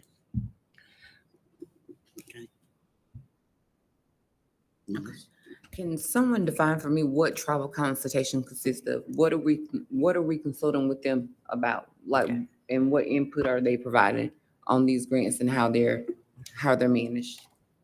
According to the law, tribal consultation, there's 3 adjectives that describe, and that is written in the law for tribal consultation. That is ongoing, that is, let me look at my notes, I'm already, that is timely, it's ongoing, and it's meaningful. And those are the 3 requirements as it relates to tribal consultation. It is a government-to-government dialogue between official representatives of the tribes and those federal agencies that receive federal funds. So because going back to what Mr. Terry read earlier, if a district receives a Title VI grant, they are referred to in legislation as an affected area. And if that district receives $40,000 or more, or 50% of that district's population is American Indian, they are required by law to have tribal consultation. And that is a meeting, a government-to-government meeting with the tribe as well as with the district. So, and when they have these tribal when the consultation takes place, what occurs, Dr. Connie? Because that's where I think the confusion lies. I keep hearing that we're not consulting, that we're not complying. What are we not complying with? What do they think we're not complying with when all data says that we are? I can speak for Title VI. May I Okay, speak just for Title VI? Yes, speak for Title VI. Okay. For Title VI, I will go back to what Dr. Williamson said. Are we complying with tribal consultation? Yes. We've had tribal consultation with Title VI. I think the concern with the tribe, and Mr. Terry can address it, I was not at the meeting. I was not part of this meeting. I can only speak for Title VI. For Title VI, we had a tribal consultation meeting. It is required by law. And as I said, when I was audited in 2019, that was the first thing they asked. Do you have your tribal consultation information? And I said, yes. And then they asked to have a meeting with the tribe because they wanted to confirm that that was happening at that particular time. So it is the law that we have tribal consultation. And it is, and I have had that based on the Title VI grant. So when you go into these meetings, you discuss the money received and what's going to be done with it. Is that basically the conversation? Say that again, I'm sorry. Ms. When you go Hutchins. into these meetings, do you discuss the funding received and what's going to be done with that money, or what's that what does that conversation look like? With tribal consultation during our meeting, we discuss everything that's happening with the Title VI grant.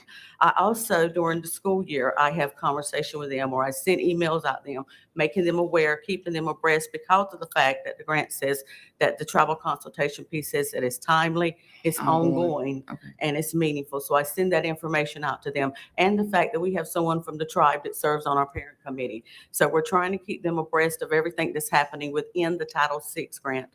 All right, thank you. Yes, sir. Yes, ma'am. Ms. Connie, Dr. Connie, thank you so much for speaking on behalf of the Indian Education Grant. But like we said, I can respond and answer the questions that were presented at the tribal meeting. One of the questions is related to just exactly what the superintendent just stated, or Mr. Herman when he referred to Mr. Herman, and the question was, it's basically their concern is one or two people does not represent the tribe. In order for one or two people to represent the tribe, based on this documentation, and it may be actually, and this is just a FAQ, it may be actually listed further in section 8538. In order for that individual or those individuals that Mr. Herman was speaking of in order for them to speak for the tribe, there has to be documentation from the tribal government saying, okay, they can represent us. So that's the concern. The concern is that one or two people sitting around a table, maybe they're an employee with the public schools, that does not represent tribal consultation. And I know that you can speak on the Indian Ed grant, but like we said, we've got all of these other grants.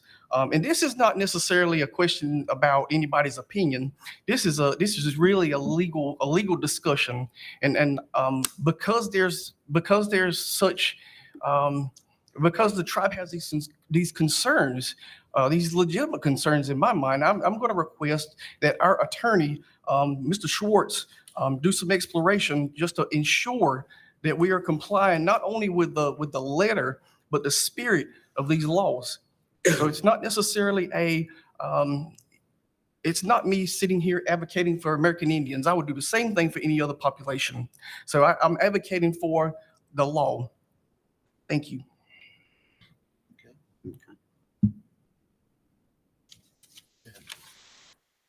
We're on Public Schools of Robeson County Indian Education Grant updates. Yes. Okay.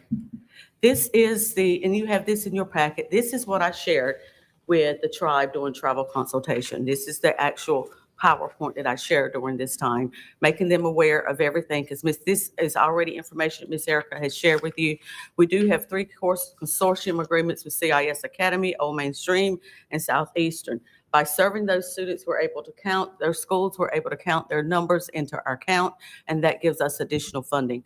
The grant was 2.3 earlier when I shared with you in May, it was like 2.36, and then the June update, they sent us additional funding, which made it exactly 2.4. So that was great news. These are the individuals that work in the Indian Education Program. Myself, we have a cultural enrichment specialist, a homeschool coordinator, data manager, secretary, a custodian. And I would like to say here at this point, the grant stated that we were supplanting, which is very difficult when you have grants, you can't supplant. So I talked with Dr. Williamson about this, and he agreed to pay for the custodian out of PSRC funding. We have 28 youth development specialists, and they work in the school. In the grant, we call them youth development specialists here, but the grant calls them student advocates. Their job is to advocate and to the nth degree from a mathematical perspective. And I'm not going to read all these, but you can see this. These are the individuals that work at the school. Right now, we do have one slot at Pembroke Elementary. Miss Belinda Locklear retired at the end of the school year. These are some of the activities that we support with our funding. As Ms. Erica stated earlier, the bulk of our funding is for salaries, but these are some of the activities that we support. One, I really want to take a moment to highlight, this year we were able to participate in the North Carolina Gravity Games, and our students built a soapbox car and went up to Lenore, and they raced that car, and they came in 4th place. It was the very first time that it ever happened. And Moorhead Planetarium actually partnered with us, and we partnered with them, and they provided $1,000 funding to help us buy or purchase the car, or the materials to build the car, excuse me.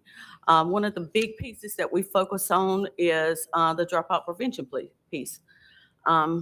Some of our kids, some of our students have no idea that they want to graduate from high school. They don't even know what they want to do. But if we can help them leave high school with that diploma in hand, they're more likely to return to school.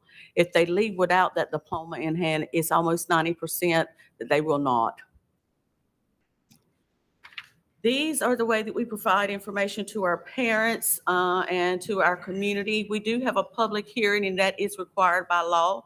This year, our public hearing was on March the 27th, and we had over 100 people that attended that public hearing.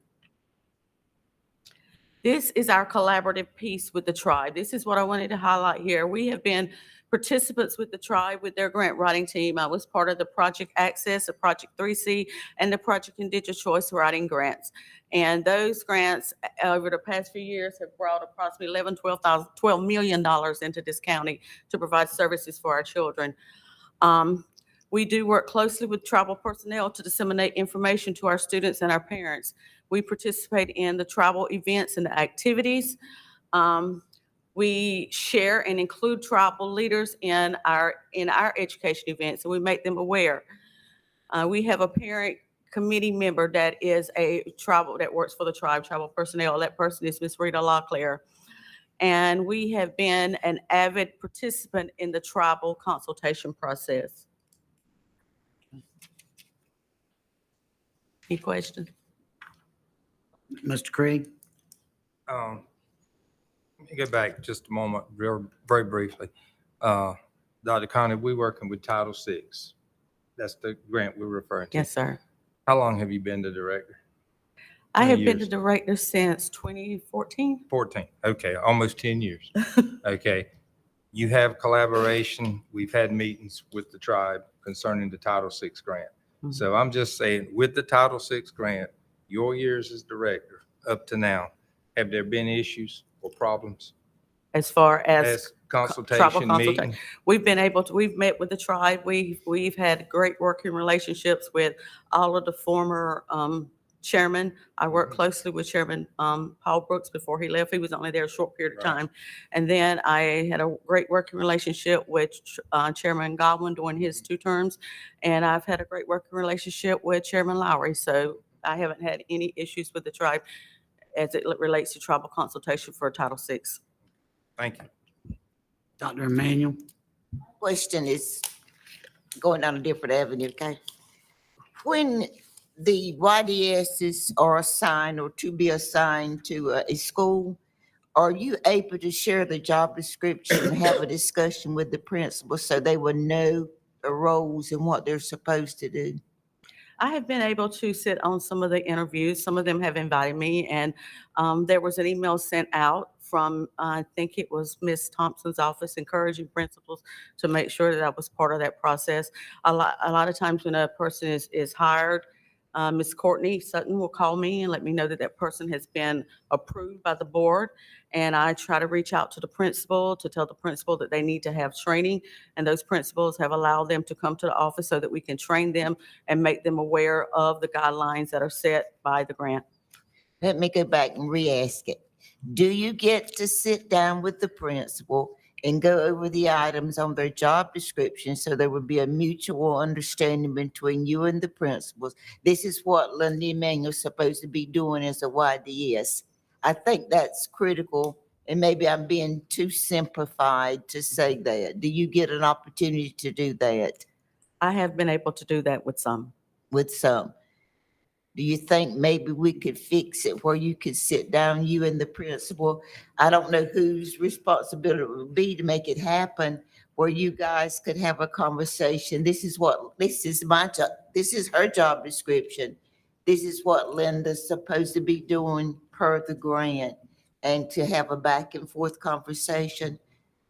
Do you think that's something maybe we could work on, or we, meaning us, the principal, the superintendent, somebody? Well, Dr. Emanuel, let me address that. In our Principals Institute, the principals asked for that. That was a direct question that they wanted the opportunity to sit down and learn more about IEA.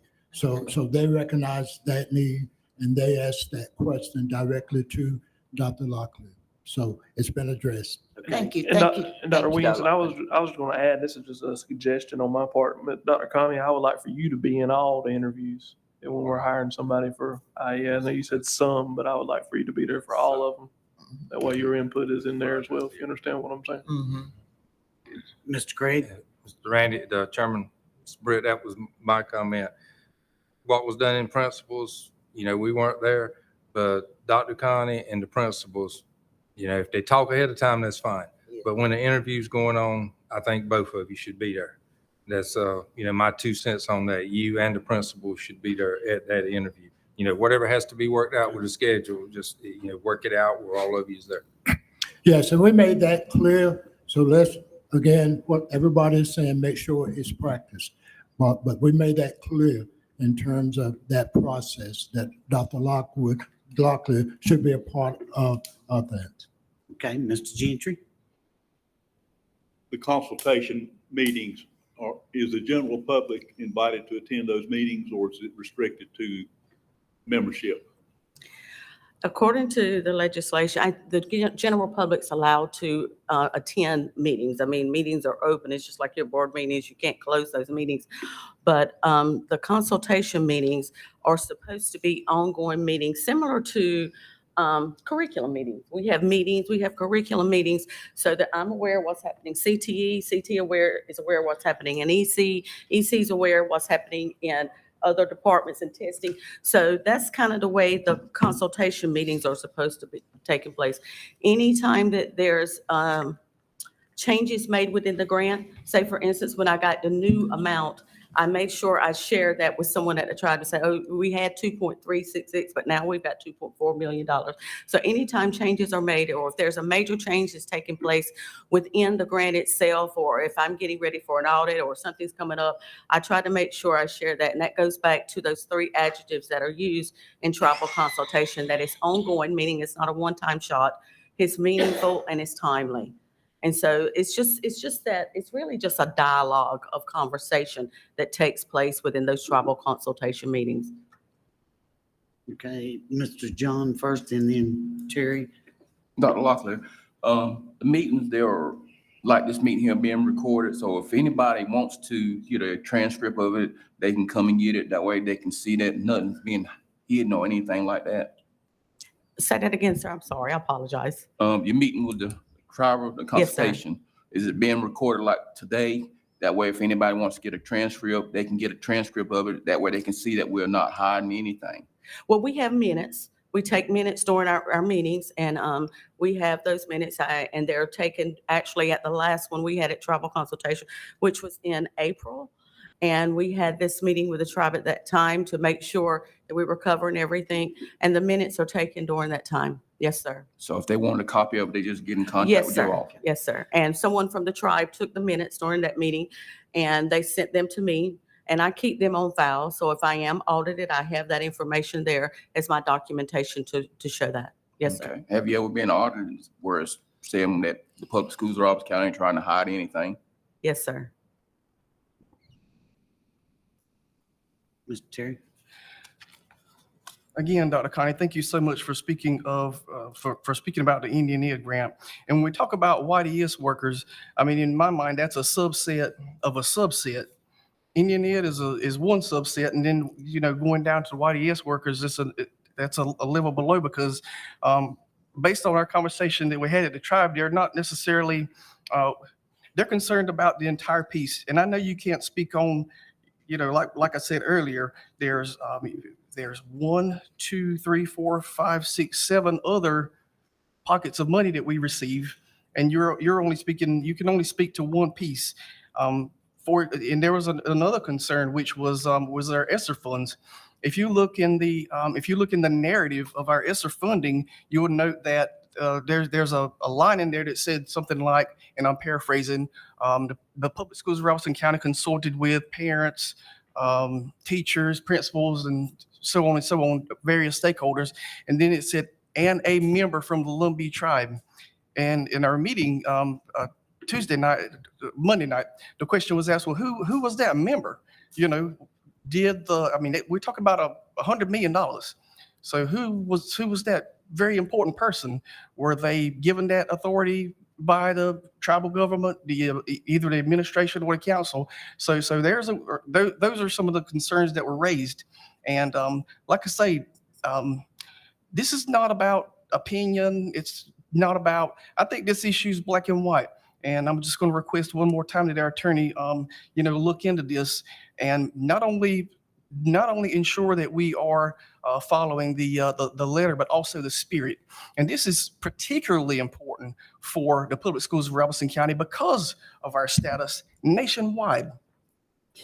Like's been said several times, one of the biggest grants in the nation, and among nationwide, among the native community, you'll often hear that the Lumbee tribe is one of the most influential tribes in the country, and there's approximately 1,300 or so Indian Ed grants throughout the nation, and other tribes look at us and how we're executing our grant to get ideas for how to execute theirs because of our size. So it's very vital that we get everything right. Thank you. Okay.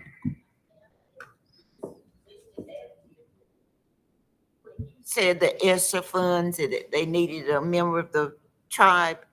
I'm a member of the tribe, I voted.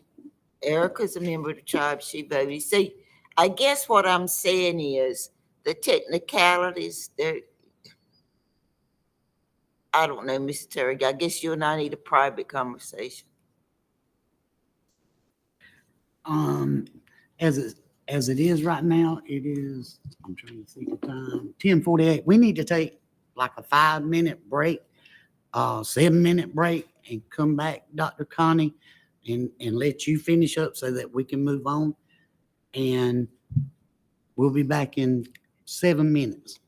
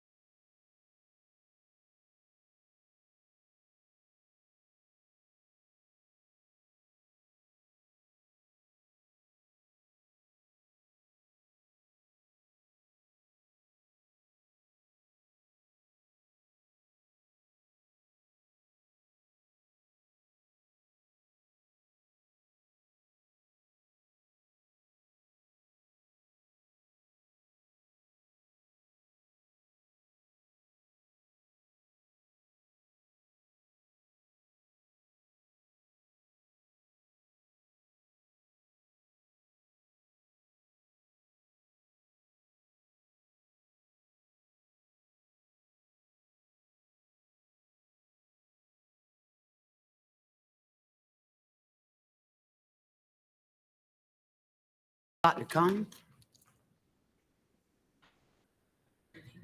Are you, Okay. Hello again. As you can see, our grant budget, the bulk of our funding is human capital. 85.1% is for personnel, and that goes towards our YDS that work in the schools. And then our travel budget, you see, is 5%.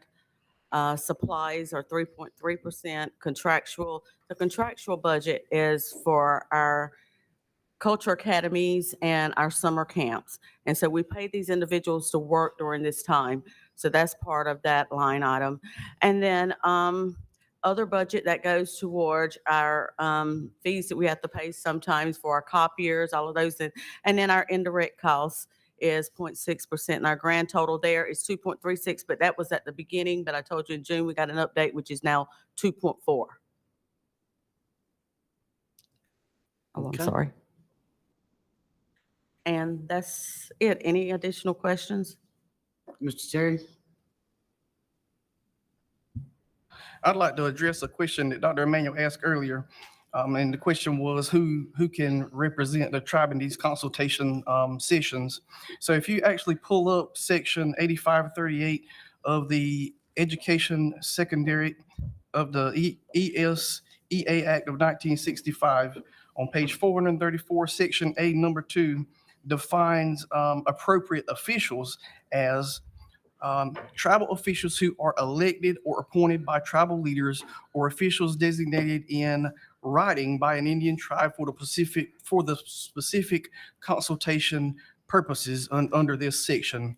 So the tribers may ask, where is the documentation stating that consultation has taken place for all of these federal programs based on and signed off on the individuals who are supposed to be representing the tribe in those conversations. And one of the big questions again the other night was, who was this person that signed off on our ISR funds? Who is this tribal member? That's the questions that they have. So I just want to get that out there. Thank you, Dr. Connie. Okay. Thank you. Next we have CIA updates. So just a couple more media services will continue working on learning.com. They will also have their Battle of the Books competition again in March. And so we're making sure all media coordinators get ready for that. With digital teaching and learning, one of the areas that we talked about in our strategic plan, that was the area we needed to work on. So Lisa is currently working with Rethink Education. It's a partnership that we have with the state through Rethink Education. They're helping her write a digital teaching learning plan that will help us implement digital teaching learning initiatives throughout the district. And so one of the pieces we talked about is starting with blended learning in science and social studies, middle school. And so right now, Susan, Kamisia, and Lisa are working together so that they can start implementing that in those grade levels with those teachers and looking at staff development to make that happen. Any questions before Ms. Burney? Exceptional children update.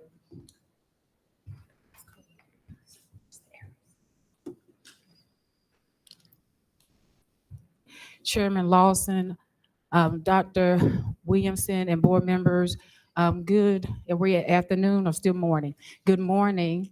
I'm Latanya Burney, EC Director with Public Schools of Robeson County, and today I will be providing an update as it relates to compliance under our IDEA indicators. The information I'm going to share today, we will focus from those indicators. It will address 4 focus areas. Those focus areas will involve special education processes, professional development, instructional delivery, and also programming.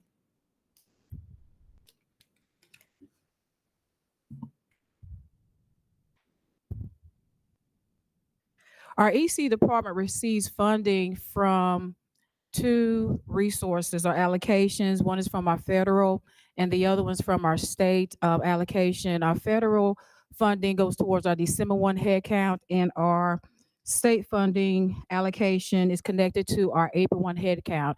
As you can see from the spreadsheet, this is dealing with our December 1 headcount. I had the number trends starting from going back to 2017, all the way to December of 2022. I want to focus on the areas that geared towards our age group of kindergarten, age 5 to 21%, and age 3 to 21, not percent, but ages 3 to 21. Our funding for December 1, again, is our federal funding. If you can see at the top that in 2017, we started ages 5 to 21 EC students that we had in our district at that time per our ADM. Our percentage was back in 2017, 15.02%.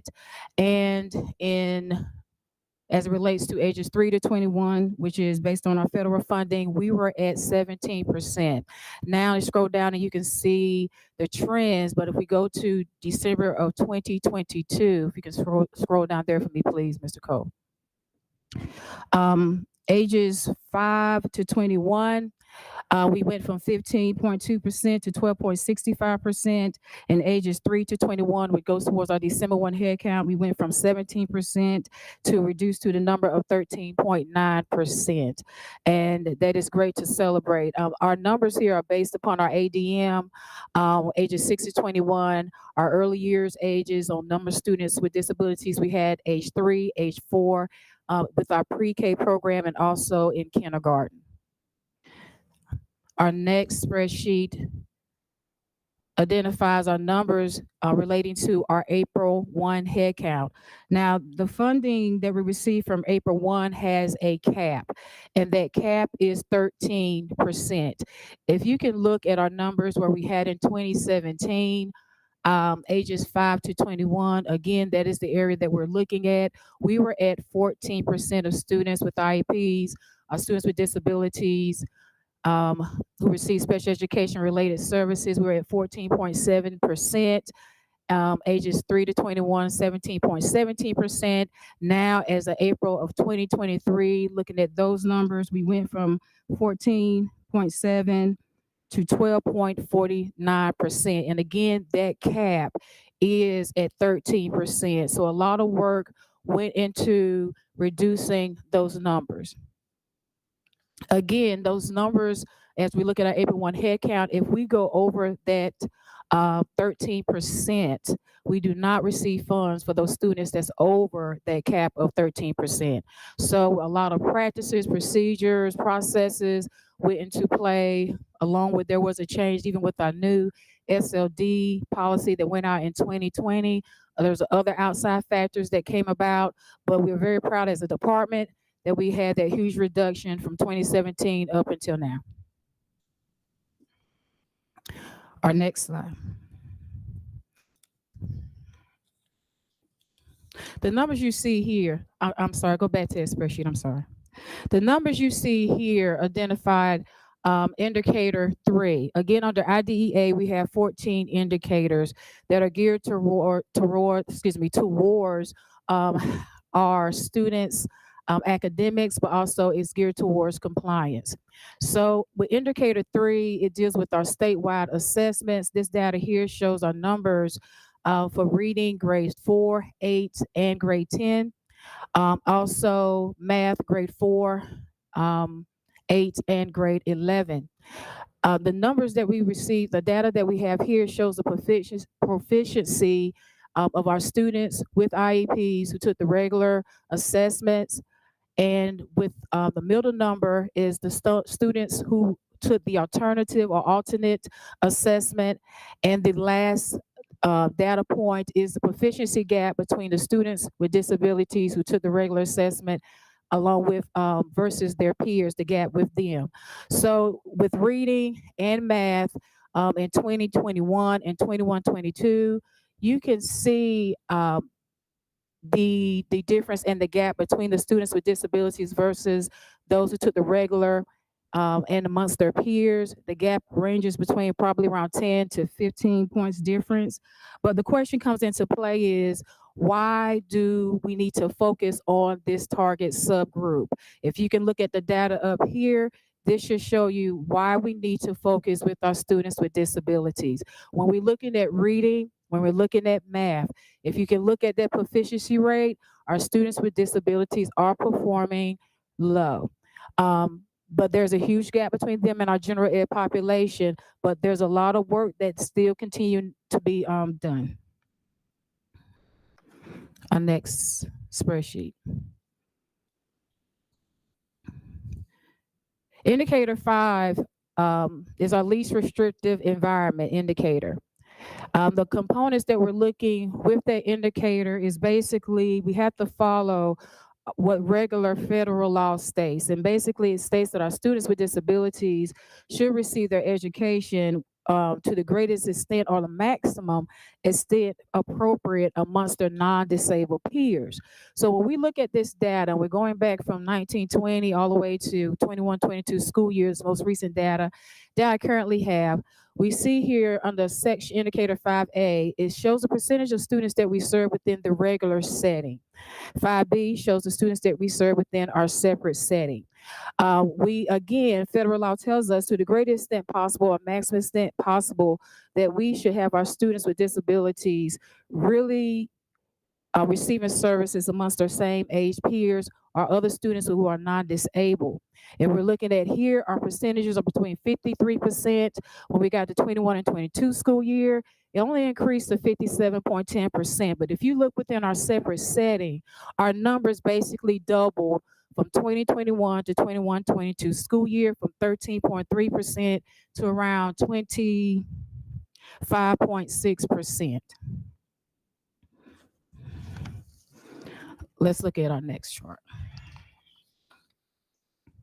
Indicator 9 deals with disproportionality.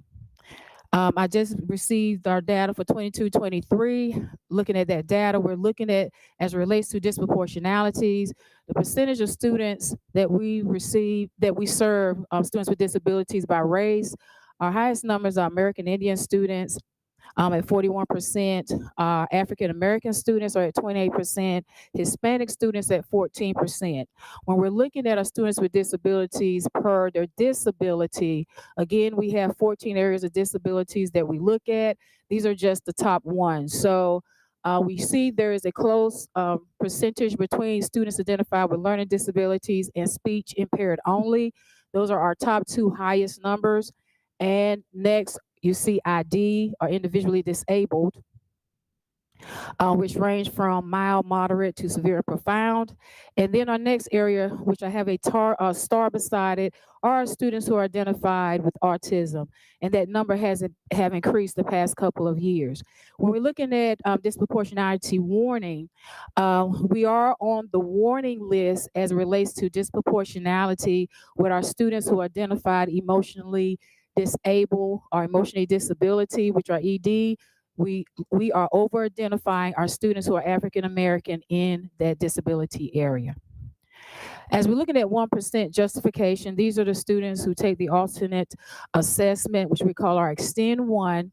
And when we're looking at our disproportionalities in that area, we looked at grades 3 through 8 in reading and math and science.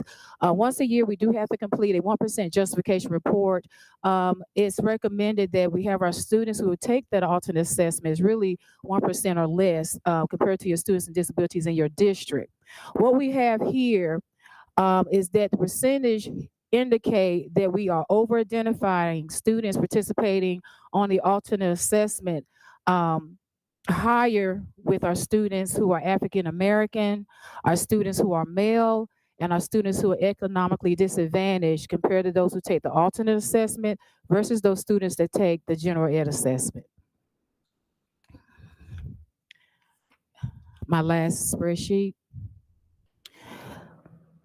Indicator 11 deals with our 90-day timeline. These are when we receive our initial referrals, and according to law, federal law says 60 days, but North Carolina is 90-day timeline that we have to, once we get a referral, have to finalize that whole process within 90 days. So in 19 and 20, we did pretty well where we're at 88.60%. But if you can tell in 21, 22, we have dropped drastically to 39.60%. I put in parentheses that in 2021, have around 111 initial referrals at that time. frame, and 86 of those students were placed in the program. But in 21-22, out of 159 initials that we received that school year, only 53% were placed. So there's some things that we are looking at as we working with the MTSS team, as we work with our schools, our program specialists, on how we're going to address that concern.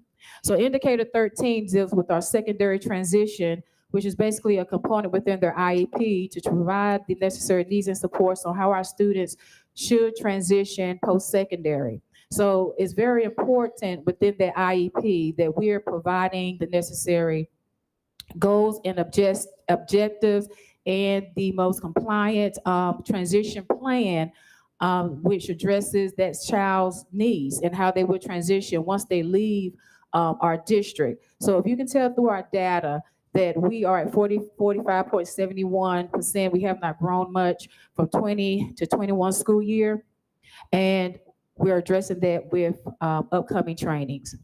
Yes, sir. Mr. Henry? Ms. Bernie, looking at these numbers, and I know that your group is, I'm assuming, and I see them as being under your directorship, and teachers are under a principal's directorship. How are these two departments coming together and using the necessary tools to not over-identify EC students when your department has the expertise to just work or identify those students versus a teacher? It's what we're doing and what we have been doing is working closely with the MTSS teams that here at district office level and also at the school level to provide the necessary support that's needed to see if these students really meet criteria to be referred for EC services. I think we are still working on changing the mindset where individuals feel that MTSS is the gateway for a student to be identified for EC, and that's not the case at all. What we need to focus on is making sure that we are providing strong core instruction within the schools and also the necessary interventions that is needed for the student to grow and use relevant data, multiple data resources before we make that determination as a team if that child needs to be referred for EC. It takes a collaborative effort. Yes, sir. Mr. Gentry? This is a two-tiered question, and you've alluded to this with the data. And I'm painting a picture, trying to paint a picture of students who have been identified as EC, and I'm talking about maybe early in their school years, and they have demonstrated that they are able to exit EC and to get into the regular mainstream population. But yet there is resistance, and you get where I'm coming from. Yes. I'm not going to go into the details. So, and I know that is a mountain hill to climb. Yes, it is. But the statistics already show, as you have illustrated, that the EC students perform better within the general population versus, let's use the word segregated because that's what we're talking about. Yes. And I'm not asking for an immediate answer to that question. I know that's a loaded question. But I'm going to shift gears here for a minute to the alternate assessment. I'm trying to choose my words correctly. But, and I had quite a bit of association with EC at one time. The alternate assessment, in my opinion, at that time,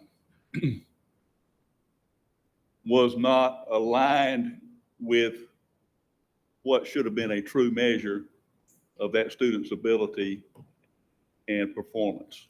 And I think you get what I'm talking about there.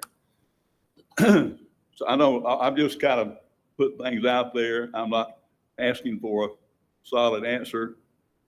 And I know that you and others are addressing this. Yes. But obviously it's ongoing. I'm seeing that this reflects, and I'm going back a ways with myself, this still reflects that there are challenges ahead. And my hat goes off to you 100 times.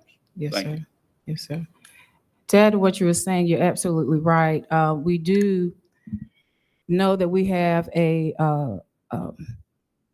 enormous amount of students that are taking the alternate assessment that do not meet criteria to be identified to take the alternate assessment. So we have practices in place. We're going to follow. We have given that guidance out from the NC Division, EC Division, on the criteria that you must meet to qualify to take the alternate assessment or the Extend 1. And if you do not follow those, the prongs or the criteria, that student takes the regular EOG assessment. What we have in place, and it's in our actions on moving our next steps on how we're going to address that, will involve even making that determination, a lot of data collection, progress monitoring, evidence-based practice and programs to help us make the best decision for our students. Not what we think, not what we feel, but the data makes the decision and justify how we're going to make the next steps and best move for that student. So. Any other questions? We go back to the slide.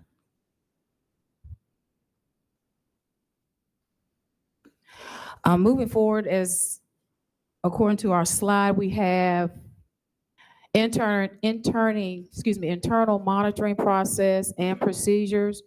This is all related to compliance. The other day we had, of course, the retreat or the institute with the principals, and we went in a little bit more detail on how internal monitoring will look like this upcoming year. So basically we broke down in detail how the accountability would be towards our principals as well as our EC staff, which is our program specialists, as it relates to compliance and also coaching our EC teachers moving forward. We have developed new internal monitoring practices and protocols that will be put in place. Again, this all geared towards accountability. A huge emphasis will be on fidelity. This upcoming year, progress monitoring is going to be key. Data collection. We know that also we have some students who are even misclassified, again, areas of over-identification. We have put various practices and procedures in place to move forward. One of the biggest programs that we're putting in place this upcoming year that we are very excited about is Go Books. Go Books is going to be new coming to our district, but this is a support program that we will have for our EC teachers, basically targeting standard-based aligned IEP development. We're very excited about that. It will be some very intensive training that will happen for our EC teachers. The biggest part and focus, again, is having standard aligned IEP development along with progress monitoring. Our next area of focus, as you can see, deals with professional development. This upcoming year, we've already started in some areas with our program specialists, but also district-wide with our teachers, will involve IEP development, eligibility process, data collection, progress monitoring, secondary transition, and implementation of fidelity. Next slide, please. Instructional delivery, that's our next focus area. Again, our overall goal is to focus on increasing students with disabilities student outcome. And one of the biggest ways of doing that, and Mr. Gentry just allude to that some, is the co-teaching, instruction, and inclusive practices. And so we do have a co-teaching district implementation team that we developed on last year under the guidance of our NC DPI division consultants that came and did a two-day training with five schools that we selected as pilot schools, so we can implement the co-teaching model at those schools. And we will be moving forward this upcoming year with a co-teaching implementation plan on how we're going to address this moving forward, pushing those models within our schools and providing the necessary supports to our teams within our schools. Next program that we will address within instructional delivery will deal with our ECS classes / separate settings / if you remember calling them self-contained classes. A program called Unique Learning System, which is a curriculum that aligns with the North Carolina Extended Content Standards, is a new program that we will be using within our district. Some of our schools have used it and piloted it, and we will be using this across the entire district within our self-contained or separate classrooms. So we're also very excited about that. With that program, it involves pre and post assessments, marketing in regards skills and check-ins and checking in the progress of our students with our ECS programs, our self-contained classrooms. We will track our students' progress with these assessments. It helps them with their lesson planning, and it also helps them with the development of a compliant IEP.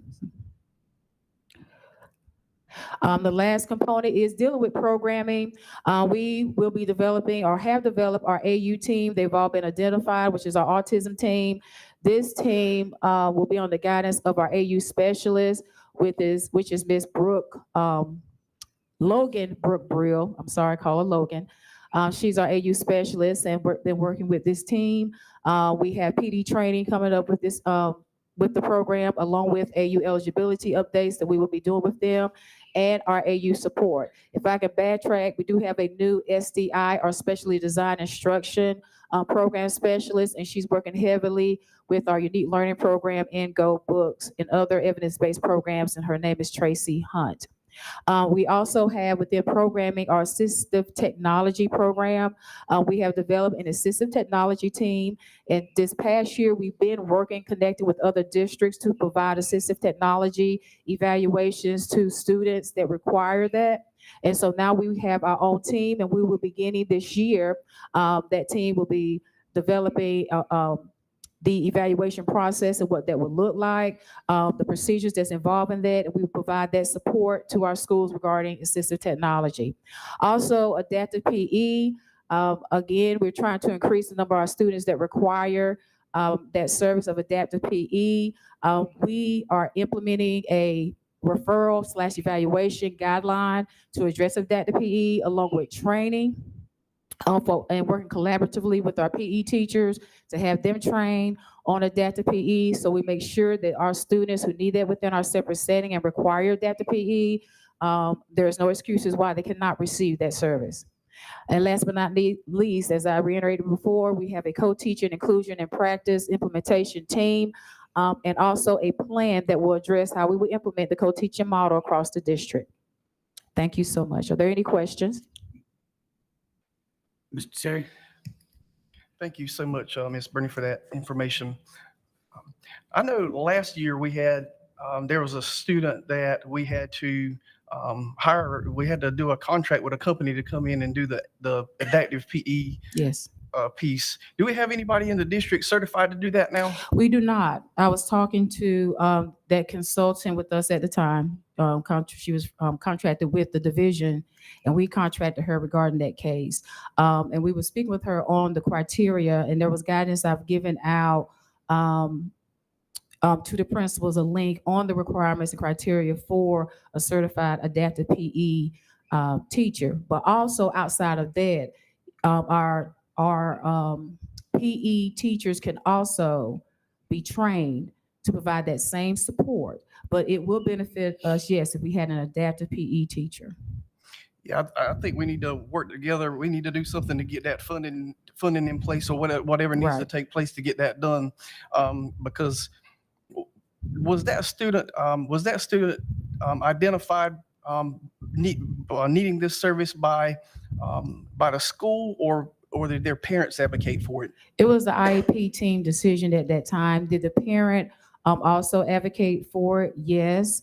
That's why we want to make sure that we have an evaluation and referral guideline that all teachers across the districts have when we come to the table as a team to state as a team that we have the data to support the fact that we need to move forward with the evaluation. At the IEP teams, a parent can request basically what they want, but we need data and relevant resources and input to make that determination if we need to move forward with testing or not. There are sometimes we're able to meet the need at the school level with the staffing and resources that we have. But we feel as a team and that parent is a part of that team, if there's additional evaluations or assessment that needs to be done, that's as a team, we have to get consent from that parent to move forward to get that type of assessment or evaluation. Yeah, my challenge was with that whole situation was, I was wondering if we possibly had any other children in our district that maybe under the same circumstances, but didn't have that parent advocate. So, what do we need to do? What do we need to do to make sure everybody's receiving the same level of services in terms of getting somebody certified within the district to be able to perform the work that we contracted? Again, even before that parent came about, looking at our data, we already knew that we need to put something in place to address it. That parent was more vocal, and there's nothing wrong with that, bringing it to the table, and then as a team, decide how we're going to move forward. But yes, there is, from DPI, there's certain criteria. I think we can meet with human resources, see the criteria for someone who needs whatever additional classes or whatever test they would have to take to be a certified adaptive PE teacher. But again, I want to stress that we also have received the guidance that training can be done also with our PE teachers, that we'd be able to do that referral assessment and still provide that need. Okay, thank you. I was going to say, that is our plan. We have already discussed, and I know Yes. we've talked to, I talked to Ms. Burney, that we are going to work on training all the PE teachers so that we have somebody trained at each site to do adaptive PE if that child needs that due to their IEP. And again, it does not mean every child. That is something additional added within the IEP if the teams do fit that child needs that. Okay, Any other questions? thank you. Thank you. Shining stars. Good morning, Chairman Lawson, ladies and gentlemen of the board, and Dr. Williamson. I am here to give you an update on the additions at the Lumberton Developmental Day program. If you go to the next slide. Just as a reminder, we have the renovations that have been added are 4 additional classrooms for an additional 62 students, 4 testing or observation areas, 3 therapy rooms, 8 offices, 1 conference room, an industrial kitchen and cafeteria, an additional playground, and a lobby area. So where we are now, as of yesterday, I'm going to update you from this slide because things change daily at our building. So as of yesterday, our offices, conference room, testing rooms, and therapy rooms are currently in use. Our kitchen is complete and has received its equipment this week. I met with architects and engineers yesterday, and they expect it to be completed soon with the installation of those pieces. The classrooms are being assembled daily. Materials and supplies are being checked and rechecked to ensure that everything meets the 5-star requirements.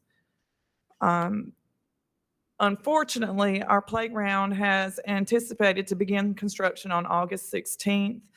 We have informed all parents that this could affect our start date to November 1st, although we hope to be done sooner.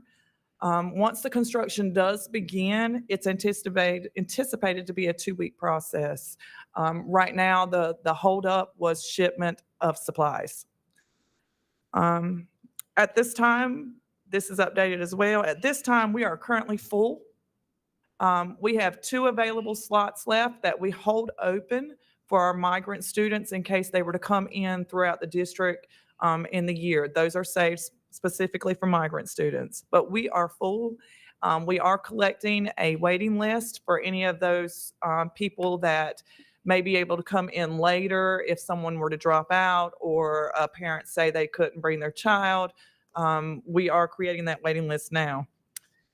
Also, we are now with 3 teacher vacancies. We have filled 1 this past week, and all teacher assistant positions are filled. We are currently interviewing and researching 3 other interviewees, so we hope to have that those positions filled soon. Next slide. As you can see from this slide, we have a total of 6 different funding sources. Those sources are the North Carolina Pre-K, the Developmental Day Grant, which is known as DDC, our food program, which is CACFP, our state and federal EC funds, and parent pay this year.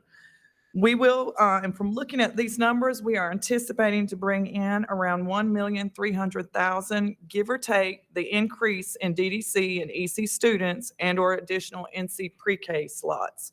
And that number is strictly for the Lumberton Shining Stars site. That does not include Pembroke or East Robb financial numbers in that. So the next slide. So in conclusion, we are almost complete with phase 1. I can see the light at the end of the tunnel.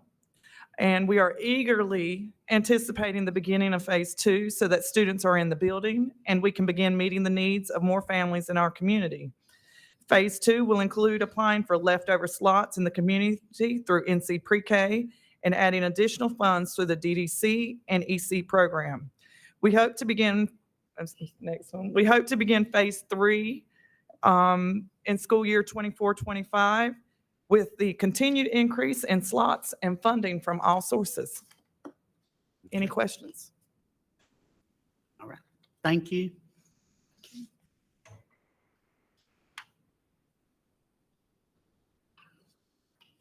Federal programs.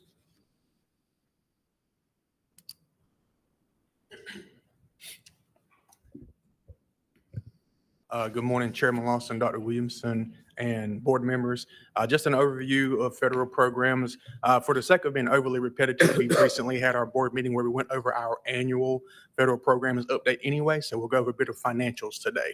The first of which is through Title I programs, Title I-A, programs and services for struggling learners. We have an allotment for the 23-24 school year of $16.1 million. Approximately 70% of that is towards human capital. We have approximately 250 positions that we fund through federal dollars. Those positions consist of lead teachers, parent liaisons, teacher assistants, tech assistants, translators, and some select central office staff as well. That is the majority of our funding for that particular title. For Title I-C, we have migrant education. We service approximately 80 students. Our migrant recruiter is continually going out into, once again, the fields and the factories and the poultry farms, hog houses, looking for those families to identify those as migrant students. And we have about $104,000 for that particular allotment for this school year. For Title II, supporting effective instruction, for the 23-24 school year, we have been awarded $1.35 million. For Title III, English language learners, the acquisition and immigrant students, we have approximately 2,200 students within our district that fall within that category. And their allotment for the 23-24 school year was nearly $250,000, $246,000. Lastly, for Title IV-A, student support and academic enrichment, the 23-24 allotment is approximately $1.2 million. We utilize those funds to achieve our 3 primary goals in federal programs, which is improving reading, writing, math as the second, and once again, MTSS. The next one, this is a little bit of an overview over Title I because it is the largest grant that we received, that $16 million one. And these are a list of the funding sources that we support. We have our district-wide initiatives through the Science of Reading, Letters Training. We have multilingual learners or English language learners, if you will. Comprehensive support, which is CSI and TSI. Our 26 sites that we service through Title I Pre-K, supporting MTSS, and our McKinney-Vento homeless students as well. We also wanted to provide, this is public information, it's found within CCIP on our website as well. This is a list of all of the allotments for each of our schools. It gives you the percentage of poverty enrollment, the enrollment for the school itself, and then the per pupil allotment, which this year is $479.48 per child as of the April 1st snapshot. And then that last column for each school is going to be the total Title I allotment that those schools receive. Any questions at this time? Okay. Thank you. Oh, I'm sorry. So that, this chart you were showing, the first column is percentage poverty. Page 42. It's a scale score. We have our highest percentage of poverty at the top, and then on the far right column, the lowest percentage of poverty being PSRC early college. This is calculated through food and nutrition, through the community eligibility report. It's a combination of local poverty and free and reduced lunch as well. Okay, that's what I'm thinking. Ms. Erica? Thank you. Yes, sir. I was going to correct that to say, but there's also a modification factor here. So we take those percentages and then it's a 1.6 1.6 multiplier. multiplier that gets us to those percentages. And it comes from the list we received from Department of Social Services of students receiving direct services to their home, like SNAP, give me some other, EBT, any of those direct services. We start with that percentage. There's a 1.6 modification factor, and that's how we get to this percentage. Okay. Thank you. Student service update.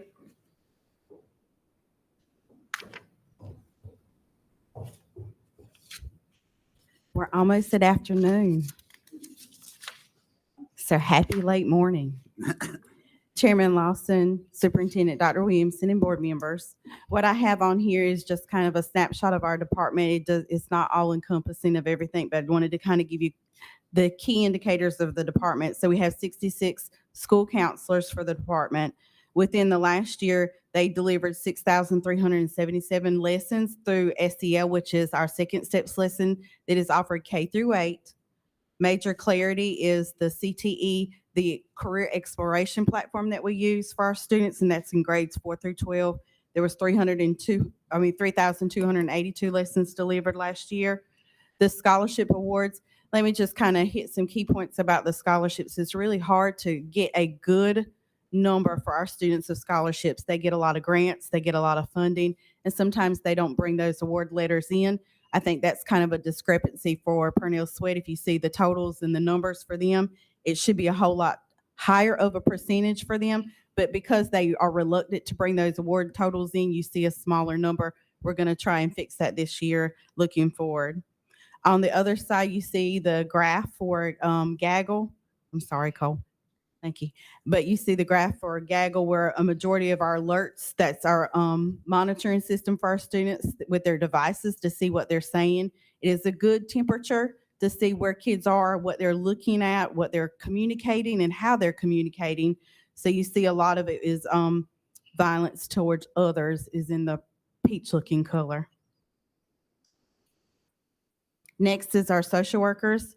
So this is the first year I will be fully staffed with a social worker at every one of the schools. I'm not missing anybody this year, which is a good thing for our district because it helps our children to make sure that they're starting their school year off right.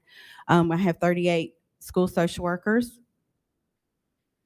So last year we implemented the Care Council with some additional schools. The Care Council is a group of representation of community members and the school system to look at attendance and chronic truancy in our district to make sure that before we do punitive charges and take them to court, that we're giving them the opportunity to explain why their student or their child is absent from school. How can we help that?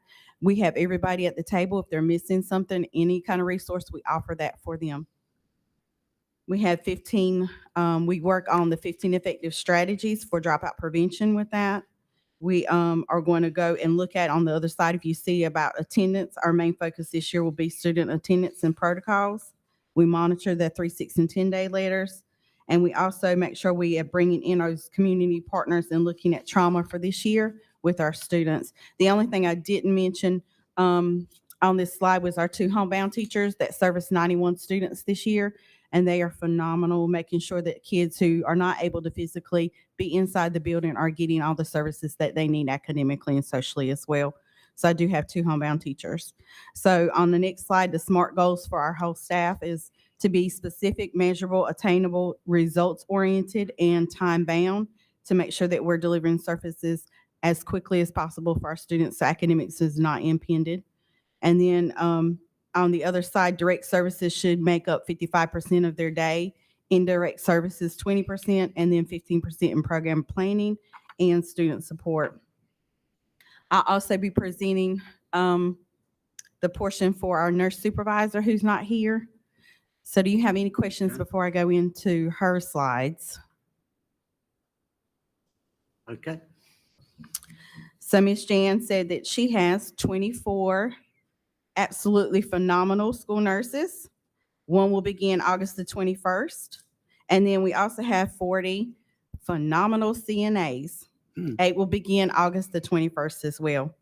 So the number of students that have been served during that year for health room visits that were sent back to the classroom so they weren't allowed to go home was 22,935. That means that there was something that was minute that could be handled there at the school.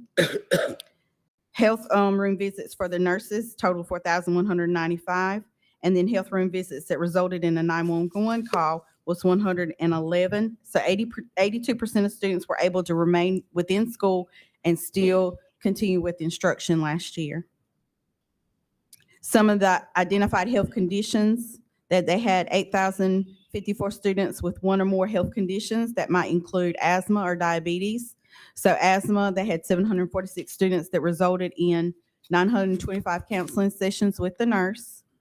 Diabetes was include or encompass 84 students with diabetes, 2,866 counseling sessions with the nurse, and then also 1,709 students from the chronic health conditions that were managed during or with their health care plans that are developed with the school nurse, along in conjunction with their primary care physicians. Medications managed daily by the health services. There are some long-term medications that were prescribed longer than 3 weeks.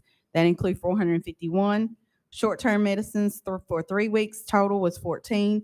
And emergency medicines prescribed daily on a daily basis, 566. On the vision and screenings that were done, 6,620 students had received that. 889 were referred with 410 secured care received, so 46%. And then the hearing screenings, 5,484. 141 were referred for screenings for hearing and 109 secured care and received care for that. That was 77%. Any questions on the health services? No. Mr. Craig? Dr. Williamson stepped out, but Mr. Dell, I was made aware we have defibrillators in every school, right? Yes, sir. With battery powered or whatever is needed with that. Yes, sir. There's been some issues, and I'm gonna say especially going through this summer, that they could all be checked by someone to make sure it's working. They were all turned in this week, so the This week, principals did okay. bring them in. They're actually in our department, all lined up where someone is going to come and check Check them 'em, okay. and make sure. She did make reference to the high school principals and anybody with athletics that they had a defibrillator still at school as practices and things were coming in, and they would just switch out. So they had to retain one at the school level before they brought that one. Yes, sir. Say what? Oh, he's already came. They're lined up so they can go and receive them hopefully on Monday then. Pick them back up. Yes, sir.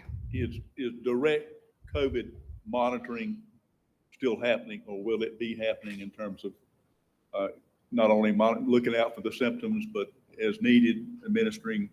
That's a great COVID question, and I would like to give you an answer for that, but that's not my overview. But I'm sure she's monitoring every single part of a student and health conditions for sure, but I will make sure she follows up with you to give you an answer for that.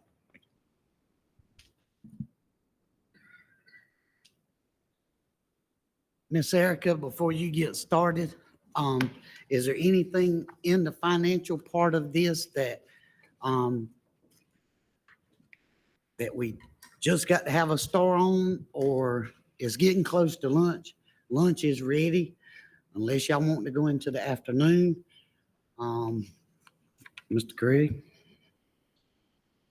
Randy, this is just a suggestion. You got 2 or 3 people left, and all these people, they spend hours upon hours preparing what they got. I'm just throwing that out. But would it be possible at our next meeting that we start at 5 o'clock maybe, and if they've got a presentation, let them make that presentation? We just talked about Okay. that outside. So, but is there anything in the financial part of this that is The only thing I'd like to share at this time is I did do a detailed breakdown of all the federal programs, and I did bring that today, so I'd like to give that to everybody. So if there are any questions that come up when I finish the presentation at the board meeting, we can address them then. okay? And take that home, look at it, the rest of the packet, look at that. Ms. Thompson's on here left, and a couple more maybe. Out of 9, Richards. Mr. Richards' part. Is everyone in agreement do we need to do that as a motion? Start at 5? You need to, you're gonna. Thank you. Need to either amend your schedule of regular board meetings or publish it as a special. Right, okay, and they'll, I think that start time's probably gonna need to be 4:30. Well, actually, since this is a special meeting, you can recess that meeting to whatever start time you want on that date, and it'll be a continuation of this meeting prior to your so regular. you're saying recess this till 4:30 at our next scheduled board meeting? 4:30 gonna give you Yeah, enough time? because you gotta do, yours is 30, 40 minutes. Mine's And an the hour. board need to get that training to sign off. You need to run through it in an hour. I mean, all right, folks, we're just trying to get everything together, to recess this meeting. I'm sorry. Can I say one thing about what I passed out? So it's the same information. One report is generated from our AS400, and it's the codes I was talking about that I know. The other part, I tried to break it down in a easier to understand language and what it actually is. I know all the codes. I know everybody else doesn't. So it's the same information. The long spreadsheet is a snapshot of the multi-page report that I included. Thank you. Okay? So what we're gonna need to do is recess this meeting till 4:30 at our next scheduled board meeting. Mr. Richards, What is the date? It's the 12th. It's the 12th. No, it's not. Yeah, it's the 12th. September the 12th at 4:30. Because what Mr. Richards got will take him about 30 minutes. No. About 30 minutes. And because he's got another book like this right here. So do I need to do this as a motion? No, to be you can just recessed? announce the Okay. recess until 4 o'clock. We'll be recessed until 4 o'clock, September the 12th, 2023. Thank you for coming. Thank you for everybody. Yes. 4:30. Yes. Did I? What? Listen, it's rescheduled till 4:30, 2023. Recess. Right. But I'm saying it's scheduled because you got to move that 6 o'clock date to 4:30-ish.